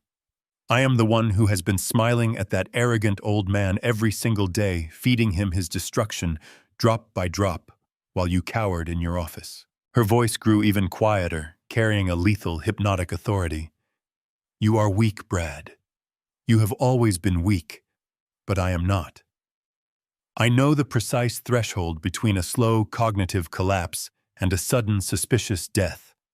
We are going to stick to my schedule.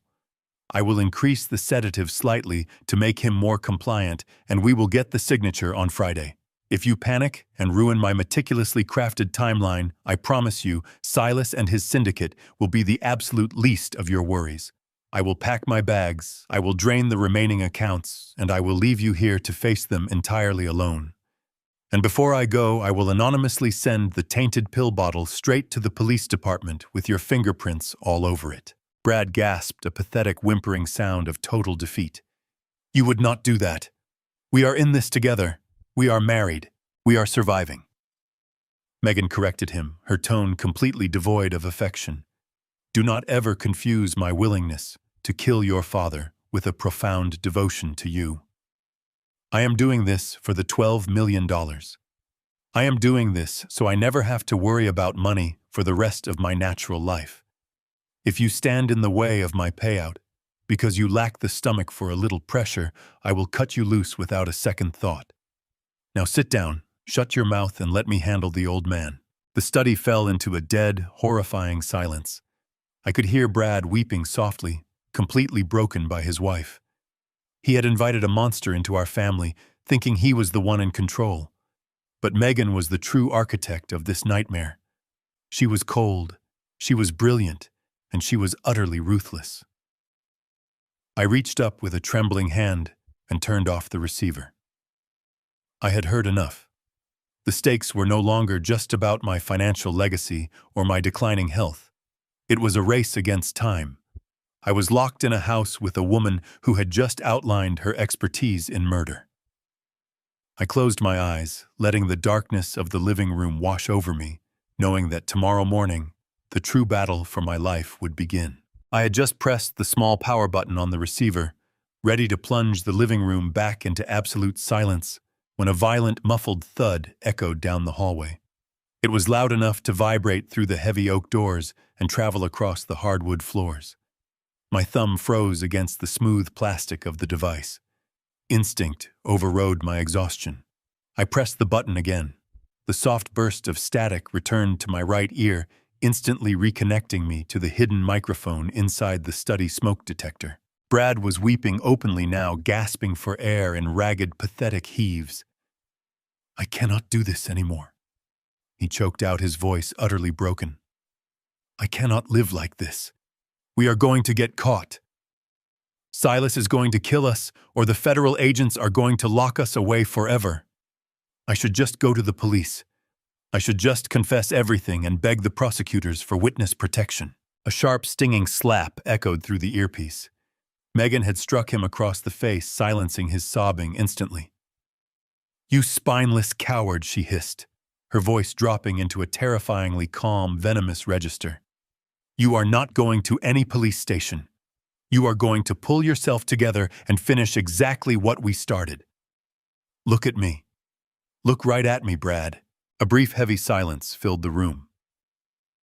"We have been through this exact scenario before," Megan said, her tone taking on a rhythmic, almost hypnotic cadence. "Do you remember? We were drowning in your initial startup debt. You had completely drained the investor capital and you were terrified. You were crying on the bathroom floor, begging for a way out. And what did we do? We executed a perfect, flawless plan." Brad let out a pathetic whimper. "That was different. That was your father." The words struck me with the physical force of a sledgehammer. My blood ran completely cold. I gripped the armrests of the leather recliner, my knuckles turning white in the darkness. Her father, Dr. William Stanton, a highly respected and wealthy dentist, had passed away just 14 months ago. The official cause of death was listed as heart failure following a rapid, tragic battle with severe dementia. I had attended the funeral. I had stood next to Brad and hugged Megan as she wept over his mahogany casket. I had even paid for the expensive floral arrangements, feeling genuine pity for a young woman losing her beloved parent to a cruel disease. "It was not different at all," Megan continued, her tone chillingly practical, as if she were discussing a mundane grocery list rather than patricide. "It was the exact same chemical formulation. The exact same slow, undetectable cognitive decline. My father trusted me completely, just like your father trusts you. He drank the tea I made him. He swallowed the capsules I prepared. And when his mind was perfectly clouded, when he could no longer remember his own birthday, he signed over the entire $3 million estate without a single question. And you blew through every single penny of my father's money in less than 6 months." Megan spat, the raw anger returning to her voice. "You poured all $3 million of my inheritance into your pathetic, sinking company to cover up your initial embezzlement. You wasted a perfectly executed murder on a failed business model. That is exactly why we had to go to Silas and the syndicate. That is why we are in this current mess, because of your gross incompetence. I stopped breathing. The darkness of the living room began to spin around me. The air in my lungs turned into jagged shards of glass. My son was not just a desperate, failing businessman who had made a terrible financial mistake. He was not just a coward pushed into a dark corner by ruthless loan sharks. He was a complicit, active participant in a calculated, cold-blooded murder. He had stood by and watched his wife slowly poison her own father to death, and he had eagerly taken the stolen blood money to fund his superficial, fraudulent lifestyle. They were a pair of serial killers moving methodically from one elderly family member to the next, harvesting our lives to finance their unending greed. I did not want to hurt William. Brad whispered, his voice cracking with a sickening mixture of guilt and supreme self-pity. But we desperately needed the capital. I genuinely thought the company would turn around.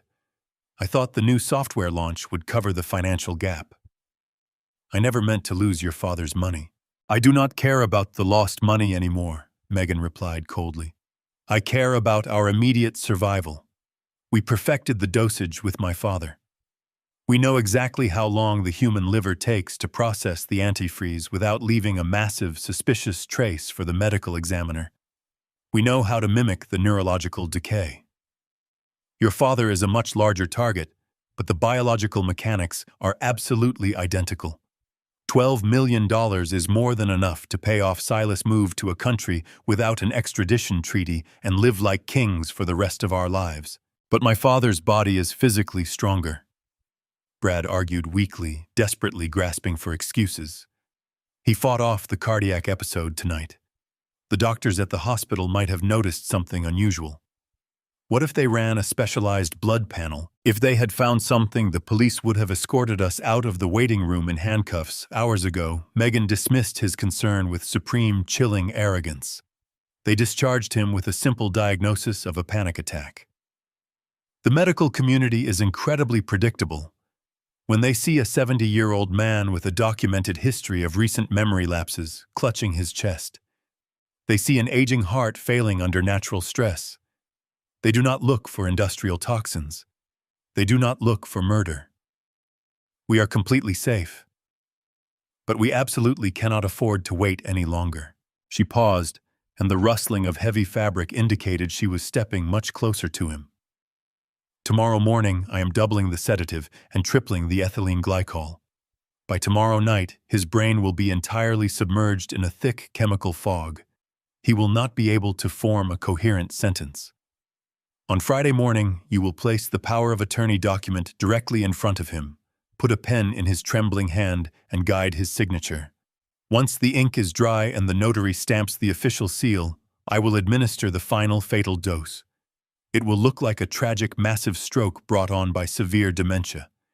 We will weep at his funeral, we will pay Silas on Monday, and we will finally be free.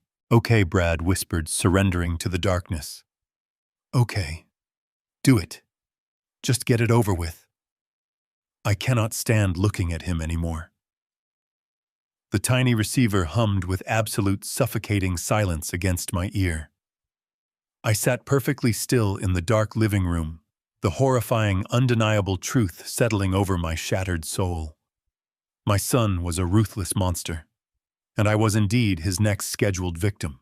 The pale rays of cold winter sunlight pierced through the heavy curtains, casting sharp, dark shadows across the hardwood floor. I remained perfectly still in the leather recliner, the tiny receiver tucked into my pocket.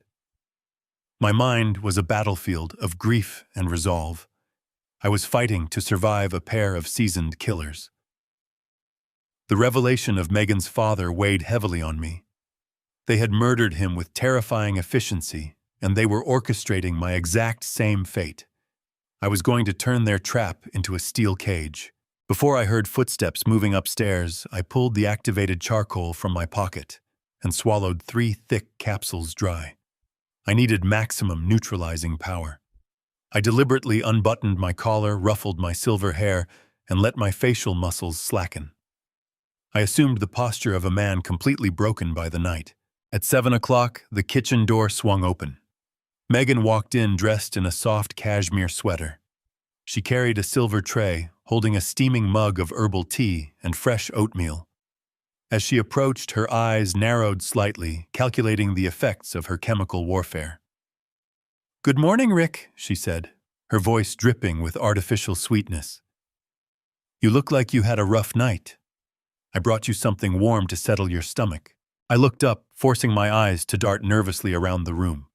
My hands shook violently as I reached for the cup. "Where is my son?" I whispered, my voice incredibly frail and laced with genuine-sounding panic. "I need to speak to him right now. My head feels like it is full of thick gray smoke. I cannot remember anything." A flash of triumphant satisfaction crossed her perfectly made-up face. "Brad is finishing getting dressed, Rick. Drink your hot tea. It will help clear the fog. I will go fetch him for you." As soon as she turned her back, I acted with brutal speed. I grabbed the porcelain mug. The liquid inside smelled faintly metallic. She had heavily laced it just as she promised Brad. I quickly poured the vast majority of the toxic tea into a potted fern next to the recliner, leaving only a tiny sip at the bottom. I set the cup back on the tray, slumping forward in the chair. Footsteps hurried down the wooden stairs. Brad appeared in the living room, rushing to my side. He was wearing crisp slacks and a pressed dress shirt. "Dad," Brad said, kneeling next to my chair. "Megan said you were asking for me. Are you feeling all right?" I reached out with trembling fingers and grabbed the fabric of his expensive shirt. I let out a dry sob, channeling every ounce of betrayal and grief I felt into my performance. "I cannot do this anymore, Brad." I choked out, tears pooling in my eyes. "I am losing my mind. The shadows are creeping in. I forgot how to tie my shoes this morning. I forgot your mother's maiden name. I am absolutely terrified." Brad placed his hands over mine, rubbing my knuckles soothingly. "It is going to be okay, Dad. We are right here with you. We are not going to leave you alone." I shook my head frantically. "No, you do not understand.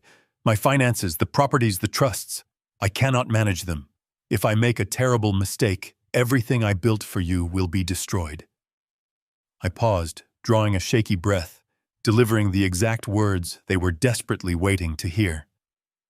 "I need you to take control, Brad. I am finally ready to sign the power of attorney.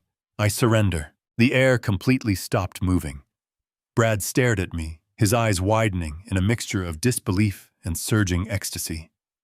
Megan's fingers tightened visibly on his shoulders. They had won. They truly believed they had broken my mind and secured the $12 million prize.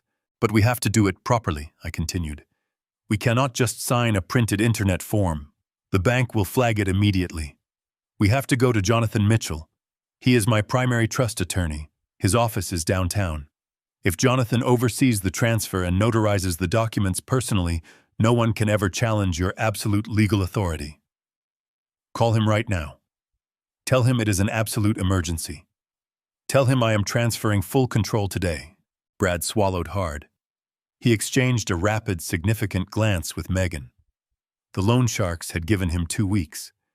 By securing the signature today, legally binding, and notarized by a respected attorney, he was guaranteeing his survival and his ultimate wealth. "Okay, Dad," Brad said, his voice thick with poorly concealed triumph. "If that is what you truly want, we will do it exactly your way. I will call Jonathan's office right now and tell him we are coming in." He stood up quickly, pulling his phone from his pocket, his fingers dancing across the screen. Megan leaned down, smoothing my chaotic hair with a touch that made my skin crawl. "You are making the best decision for your future, Rick," she whispered softly. "You can finally rest now. We will take care of absolutely everything." I closed my eyes, offering a weak, trembling nod. I knew exactly what kind of rest she was planning for me. Once that document was officially signed, I would be entirely useless to them. I would be given the final lethal dose of antifreeze before the sun set. Within 10 minutes, Brad returned from the hallway, vibrating with nervous energy. "Jonathan is clearing his entire morning schedule for us. We need to leave within the hour. Megan, go get dressed. Dad, let me help you put on a clean suit." We want you looking dignified for the attorney. Brad helped me dress, treating me with the gentle reverence reserved for a dying king, handing over his crown. He buttoned my shirt, tied my shoes, and draped my heavy wool winter coat over my stooped shoulders. He hummed a quiet, cheerful tune under his breath. He was celebrating his victory. He was visualizing the $4 million transferring to the syndicate and the remaining $8 million funding his fraudulent lifestyle. Megan emerged from the master bedroom, wearing a sharp-tailored black dress, pearl earrings, and an immaculate layer of makeup. She carried a sleek designer handbag, walking with a confident, victorious stride. They were dressing up for a massive financial conquest. They were putting on their finest clothes to celebrate the culmination of a successful murder plot. We walked out the heavy oak front door together, the freezing winter wind biting at our faces. Brad guided me carefully down the icy stone steps, holding my elbow tightly. Megan walked ahead, unlocking the doors of the black luxury SUV. They helped me into the plush leather back seat, buckling my seatbelt with mocking care. As Brad started the engine, I looked at the back of his head. I looked at the beautiful, deadly woman sitting beside him. They were completely ecstatic. They believed they had outsmarted everyone. They had absolutely no idea that I had spent the entire night listening to their darkest secrets, or that my attorney, Jonathan Mitchell, was not preparing a standard power of attorney document. He was preparing a mountain of forensic evidence, a team of federal agents, and an ironclad criminal indictment. The heavy SUV pulled out of the snowy driveway, its tires crunching aggressively against the ice. We merged onto the main road, heading smoothly toward the towering skyline of downtown Chicago. I leaned my head against the cold glass window, maintaining my vacant, confused expression. The trap was perfectly set.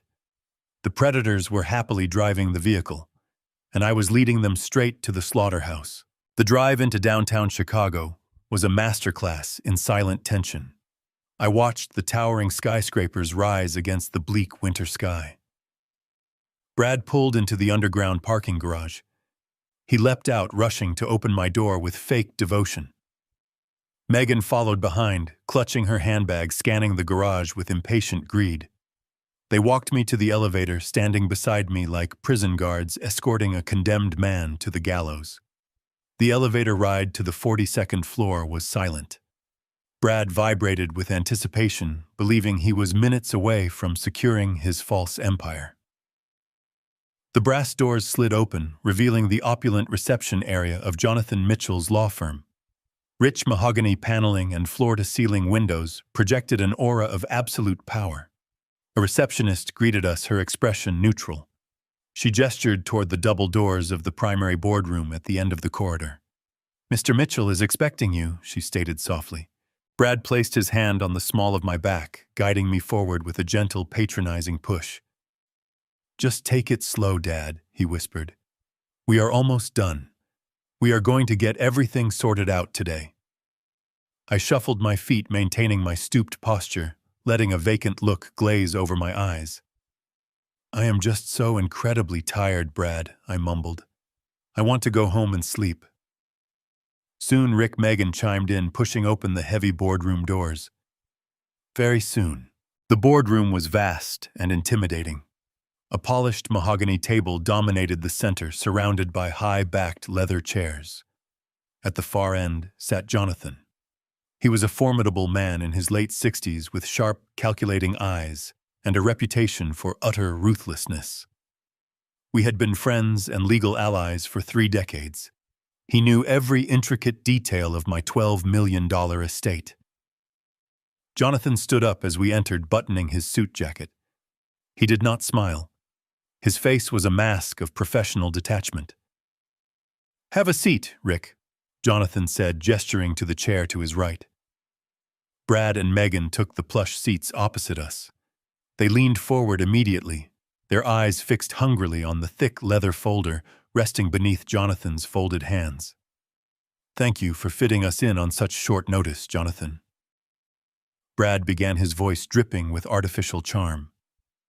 "Dad has been struggling significantly over the past few weeks. His cognitive decline has accelerated faster than anticipated. We all agreed it was absolutely necessary to finalize the power of attorney today to ensure his assets are properly protected. Jonathan did not acknowledge Brad's greeting. He kept his steely gaze locked entirely on me.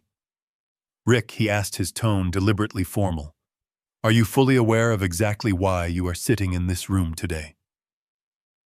I let my jaw go slack, staring blankly at the table. "Brad wants me to sign the papers," I whispered, letting my hands tremble violently. "He says I cannot remember things anymore. I just want the terrible confusion to finally stop." Brad nodded eagerly, reaching across the table.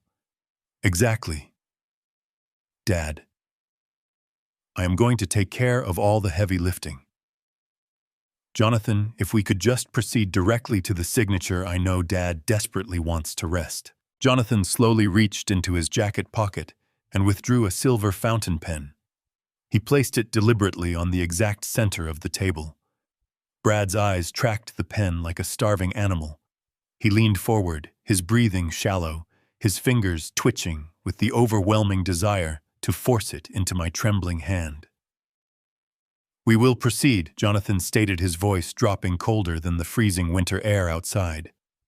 "But first, Brad, we need to review the documentation to ensure you fully comprehend the immense legal responsibilities you are assuming." Jonathan slid the thick leather folder slowly across the mahogany table. It stopped precisely in front of my son. Brad let out a triumphant breath. He reached out his manicured fingers, eagerly flipping open the heavy leather cover. He was expecting to see a standard legally binding power of attorney form, complete with highlighted signature lines. Instead, he found a neatly organized stack of wildly different documents. I watched his face meticulously. I watched the smug, arrogant smile completely evaporate, replaced by a mask of profound, paralyzing confusion. The very first document in the stack was a highly detailed certified toxicology report from City General Hospital, clearly highlighting lethal levels of ethylene glycol and heavy sedatives floating in my bloodstream. Brad blinked rapidly, struggling to process the medical terminology. He quickly flipped to the second page. It was a comprehensive financial dossier detailing the absolute bankruptcy of his technology startup, including the desperate illegal $4 million loan he had secured from the Chicago syndicate. His hands began to shake uncontrollably. The crisp paper rattled loudly in the quiet room. He frantically flipped to the third document. It was a federal asset freeze warrant stamped with the official red seal of the United States Department of Justice, immediately halting all outgoing transfers from his personal and business accounts. "What is this?" Brad choked out, his voice cracking violently. "Jonathan, what kind of sick joke are you playing? Where is the power of attorney document?" Megan leaned over her eyes, scanning the terrifying documents resting in Brad's trembling hands. The color completely drained from her face, leaving her looking like a ghost. She gasped a sharp, ragged sound of pure terror as she recognized the exact chemical name of the antifreeze she had been actively pumping into my body. Jonathan leaned back in his tall leather chair, steepling his fingers perfectly. "There is no power of attorney, Brad," Jonathan declared, his powerful voice echoing like a judge delivering a fatal sentence. "You are not taking control of your father's estate. You are taking control of a federal criminal indictment." Before Brad could even open his mouth to formulate a frantic lie, the heavy oak doors at the back of the boardroom swung open with a resounding, violent crash. The steel trap had officially snapped shut. Victor Thorne marched confidently into the room, his dark eyes fixed on my son with the ruthless intensity of a hunting predator. He was not alone. Flanking him were two broad-shouldered federal agents wearing dark tactical jackets bearing the bold yellow letters of the FBI. Right behind them walked a seasoned, grim-faced homicide detective from the Chicago Police Department, a pair of heavy steel handcuffs already dangling loosely from his right hand. Brad vaulted completely out of his leather chair, stumbling backward until his spine slammed hard against the floor-to-ceiling window. He looked wildly around the massive room, his chest heaving with sheer panic, realizing there was absolutely no exit. Megan remained frozen in her seat, her perfectly painted lips parted in silent, suffocating horror. Nobody move! The homicide detective barked, his rough voice filling the room with undeniable authority. Bradley Sullivan and Megan Sullivan, do not take another step. You are completely surrounded. Victor stepped forward, walking directly to the head of the conference table. He carried a small, encrypted digital tablet in his hand. He did not look at them. He looked at me, giving a sharp, definitive nod. I stopped trembling instantly. I straightened my spine, rolling my shoulders back, shedding the frail, confused persona I had painstakingly maintained for agonizing days. I looked directly at my son, my expression hardening into absolute unyielding stone. "You thought I was a clueless old man, Brad," I said, my voice resonating with cold, devastating clarity. "You thought you could hollow out my mind and steal my entire life. But you made one fatal miscalculation. You vastly underestimated the man who gave you everything." Victor tapped the glowing screen of his tablet. The massive flat-screen monitor mounted on the boardroom wall instantly flickered to life. The high-definition video fed directly from the hidden camera in their kitchen began to play. The room watched in dead silence as the crystal-clear footage showed Megan meticulously opening my heart medication capsules, injecting them with the clear, deadly liquid from her syringe, and carefully resealing them. Megan let out a piercing, hysterical scream, covering her face with her shaking hands. But Victor was not finished. He tapped the screen a second time. The horrifying audio from their midnight argument blasted through the surround sound speakers.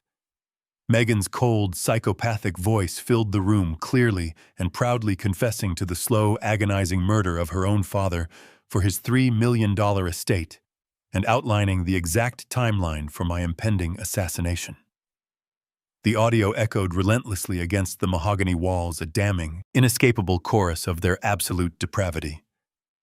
Brad dropped to his knees, sliding down the glass window, weeping uncontrollably into his hands. The illusion was completely shattered. The polished, wealthy executives were permanently gone, replaced by two cornered, desperate murderers trapped in a nightmare entirely of their own making. The boardroom very quickly descended into absolute, total chaos. Megan leapt from her seat, her chair crashing backward against the mahogany wall, her psychopathic composure completely shattered. Pointing a trembling finger at my son, she shrieked hysterically.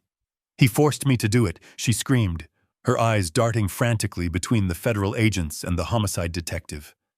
"I never wanted to hurt anyone. He said the syndicate would murder us if I did not help him. He is a monster.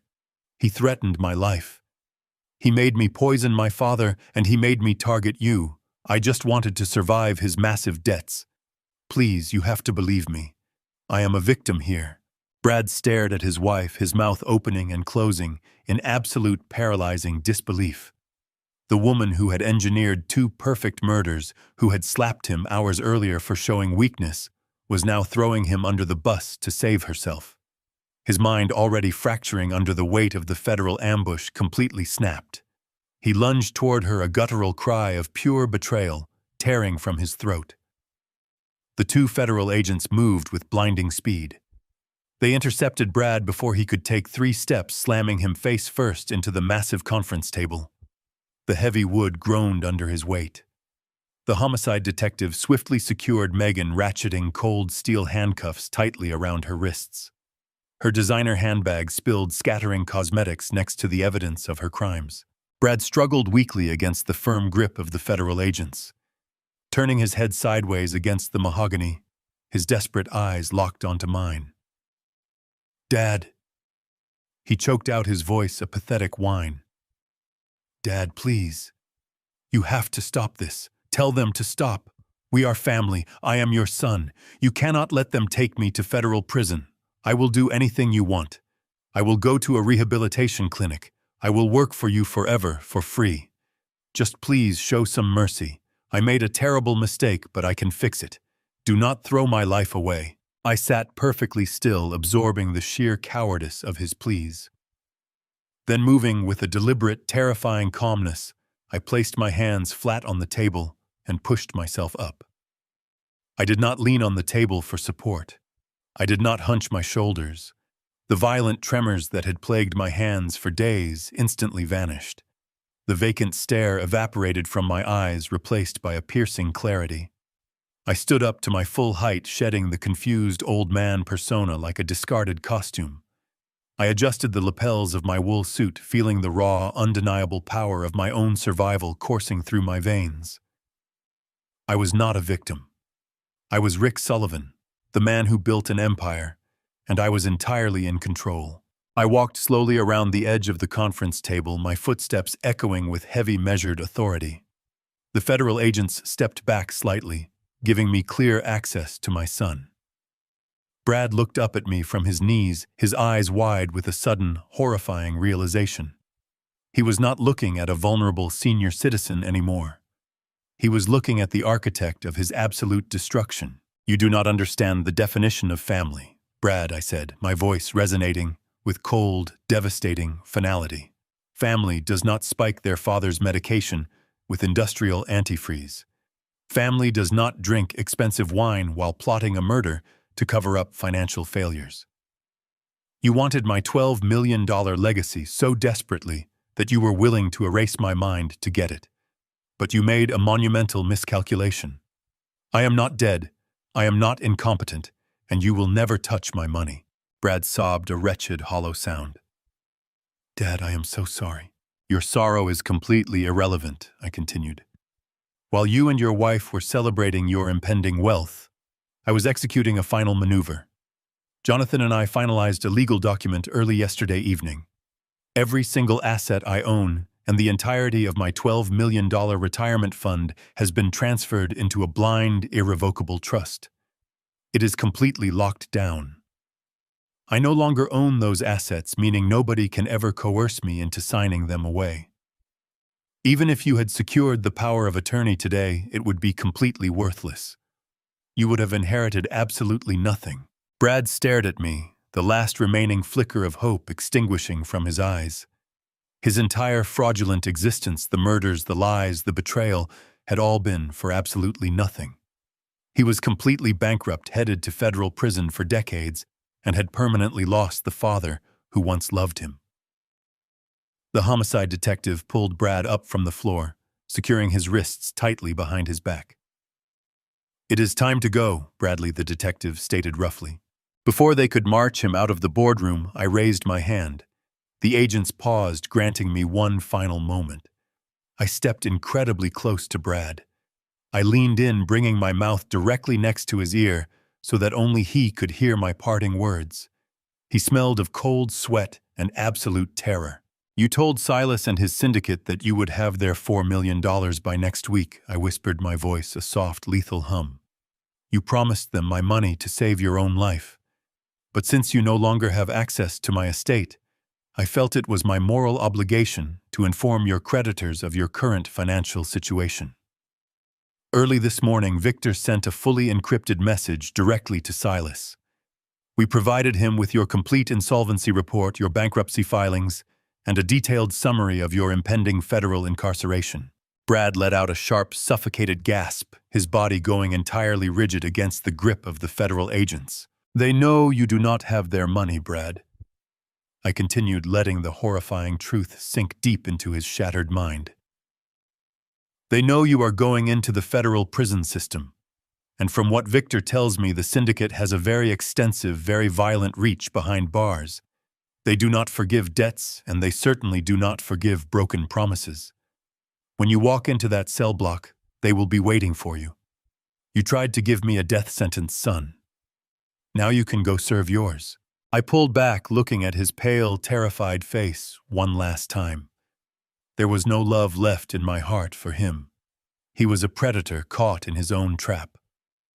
I turned away, not looking back, as the agents dragged him and his screaming wife down the corridor. I shook hands with Jonathan and Victor. I gathered my winter coat, buttoning it against the cold. I walked out of the law firm, stepping into the elevator. The ride down was silent. The brass doors slid open, and I walked confidently into the freezing Chicago air. The wind bit against my cheeks. I took a deep, cleansing breath, filling my lungs with crisp oxygen. The toxic fog was permanently gone. I had faced the ultimate betrayal and emerged victorious. I pulled my coat tighter and began to walk down the city sidewalk a free man.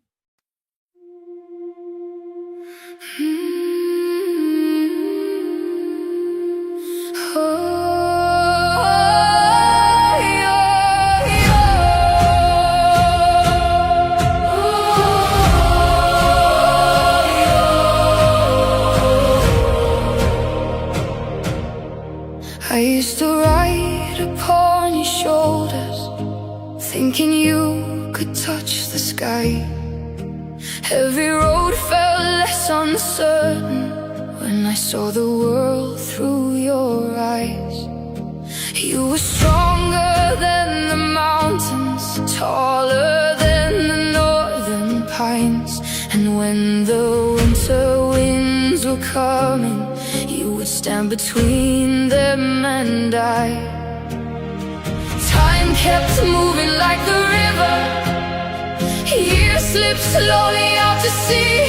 But no matter where life took me, you were always part of me.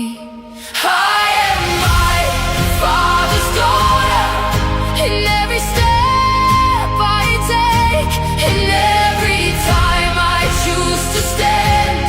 When it's easier to break, I carry your courage in my heart, your fire inside my soul. And though the years keep moving on, your love still leads me home.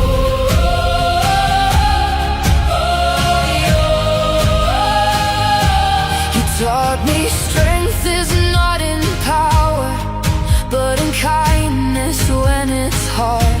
You taught me how to keep on going when the road grows cold and dark. Every lesson, every story, every laugh around the flame lies within me like an echo, calling softly through my name. And when I face my greatest battles, when I feel I can't go on, I can hear your voice beside me saying, child, you're stronger than you know.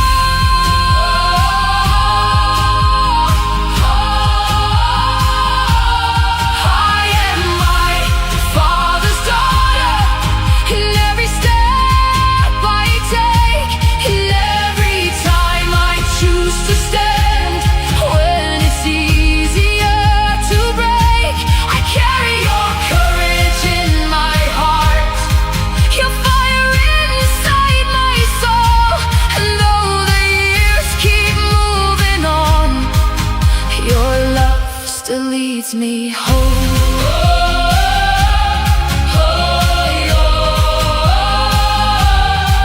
One day the snow will cover footprints, one day the fire will burn low. But the things a father gives his daughter are the things that never go. Not the gold or not the stories, not the battles that he won, but the quiet way he loved her and the woman she becomes. I am my father's daughter, and I always will remain. Through every triumph, every loss, through every joy and every pain, the world may change around me, the stars may fade above, but I will always carry with me my father's endless love. And when they ask me who I am, I'll smile and answer softly, I am